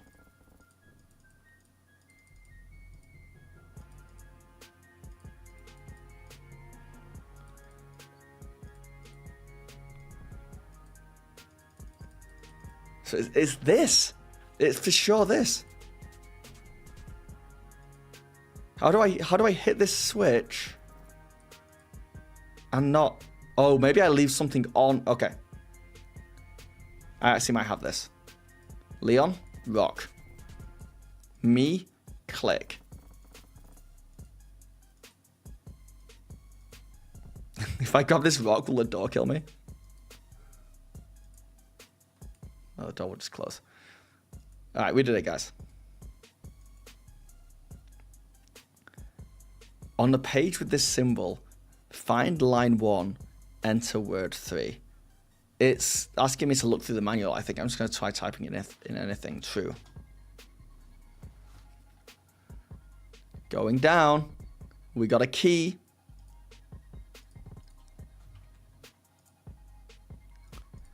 And we got 3 doors. And I don't have the... Oh my god, wait. Is there a lock on every single side here? Oh, interesting.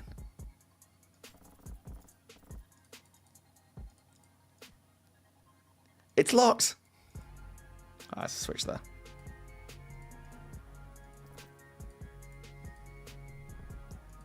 I'm sorry, what? God damn it. Maybe it opened up a different door.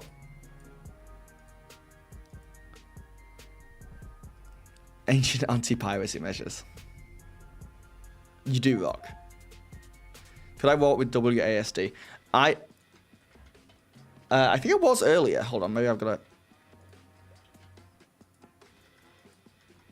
I for sure was doing something earlier with WASD, but I couldn't turn. You know, I couldn't like do the turning like this. But now I can't walk anymore, so unsure what's happened there, to be honest.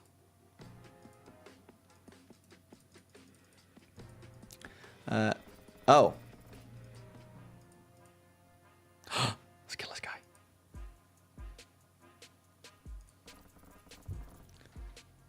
Game on. Oops. Oh no, what did I do that for? Come on, me. Oh my god, Bethshy, you're wrecking now. And we got you a nice axe.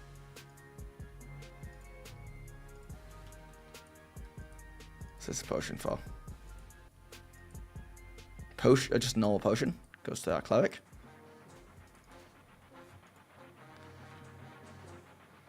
Have a good look around now. Hints on the walls. Really? Oh. It looks like a syringe.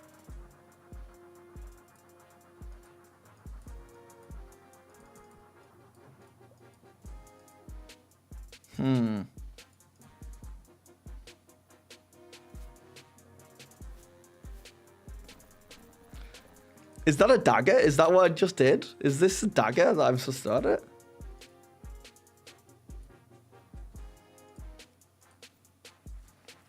I'll put a dagger in the slot. I just do it. Oh.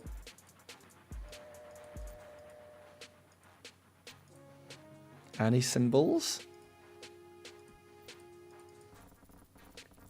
Zombie. Zombie.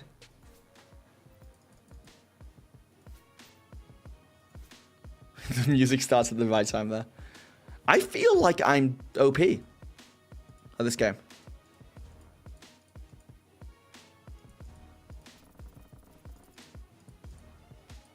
Okay, got some rations. Giant strength token and a key. Ah, so it's back to the start.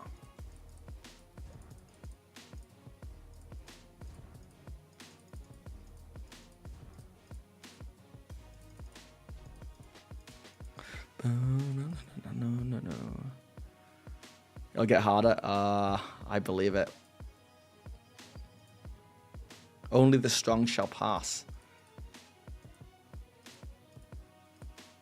So have you completed the game, Cucumber?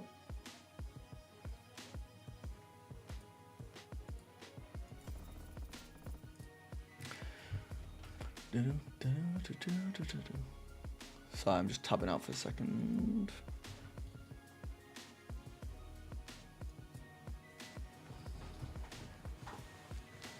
Sadly, it has no auto map that you know of. Yeah. Also, you made maps for the game when you were 15, graph paper in hand. You know what? That's not insane. Like, I did that recently with the game called Satisfactory. And it wasn't about mapping things out, but it was about, like, setting up a factory. And I was, like, drawing it pen and paper before I built it. Because it was just easier to do that. All right, I'm going to stop the game for now. Wait, no, I'm not. What's that? What is that? I'm liking this game a lot more than the other ones. Now there's a hole there that I have to go and look at. I just have to go look at that.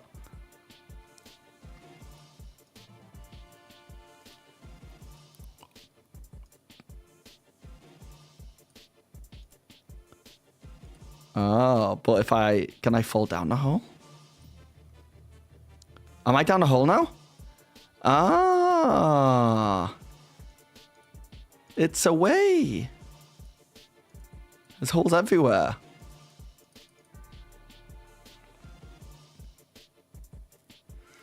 Can I ask where you got your game music, game background music? Is you got some pretty good game music. All this is from Gamer Chops, who are a, I guess, music publishing studio on YouTube, and they make like remakes or covers of gaming music, and it's copyright free, and you can use it as long as you let people know it's from Gamer Chops when they ask.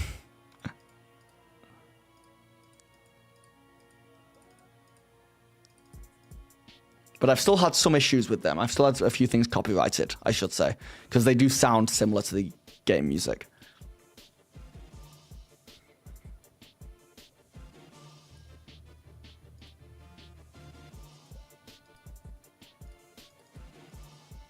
There's no way. How do I get up there?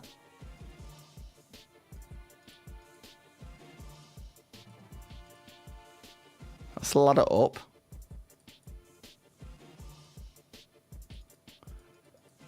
Maybe I've got to go down to come back up again. Oh no, maybe I throw something at that.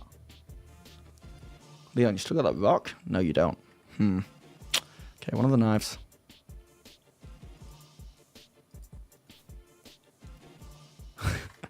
The throwing mechanic is so fun.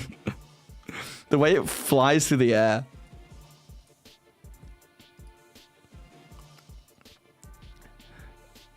Keep Flip alive. I will do everything in my power to. I'm probably going to end the stop playing actually in a minute because I'm starting to get a little bit of a headachy from looking at all these walls over and over again.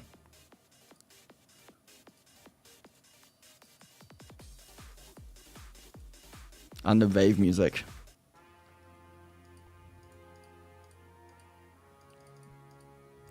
Oh.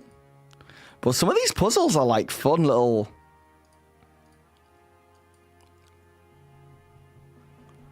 There seems to be movement inside the floor drain.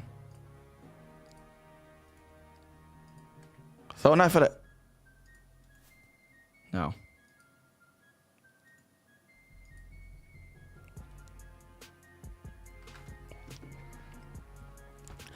Gamer chops. Gamer chops. Alright, I'm going to jump off the game, but I'll still stream for a second.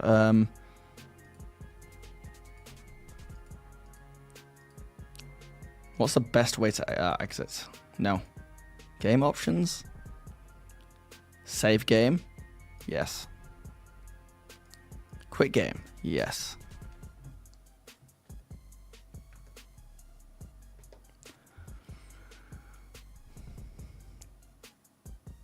Check the niche to your back. Oh, in game.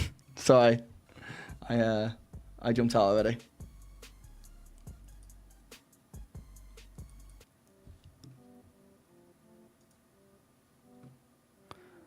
Okay, good stream, guys. 3 hours, 25 minutes. We chatted about Trump tariffs affecting TTRPG stuff. We played around with D&D maps and even played with chat. And then we played a bunch of Eye of the Beholder. Got to level 3.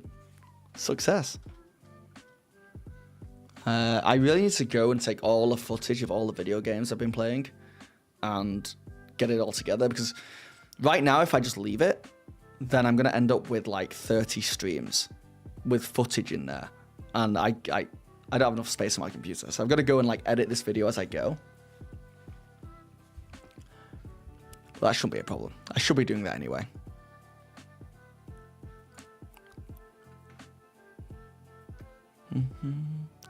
And our meerkat, if you're still here, it's these guys. Game chops. Apologies.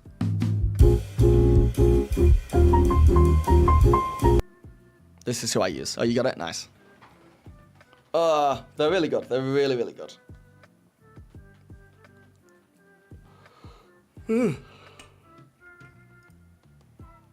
Look at me.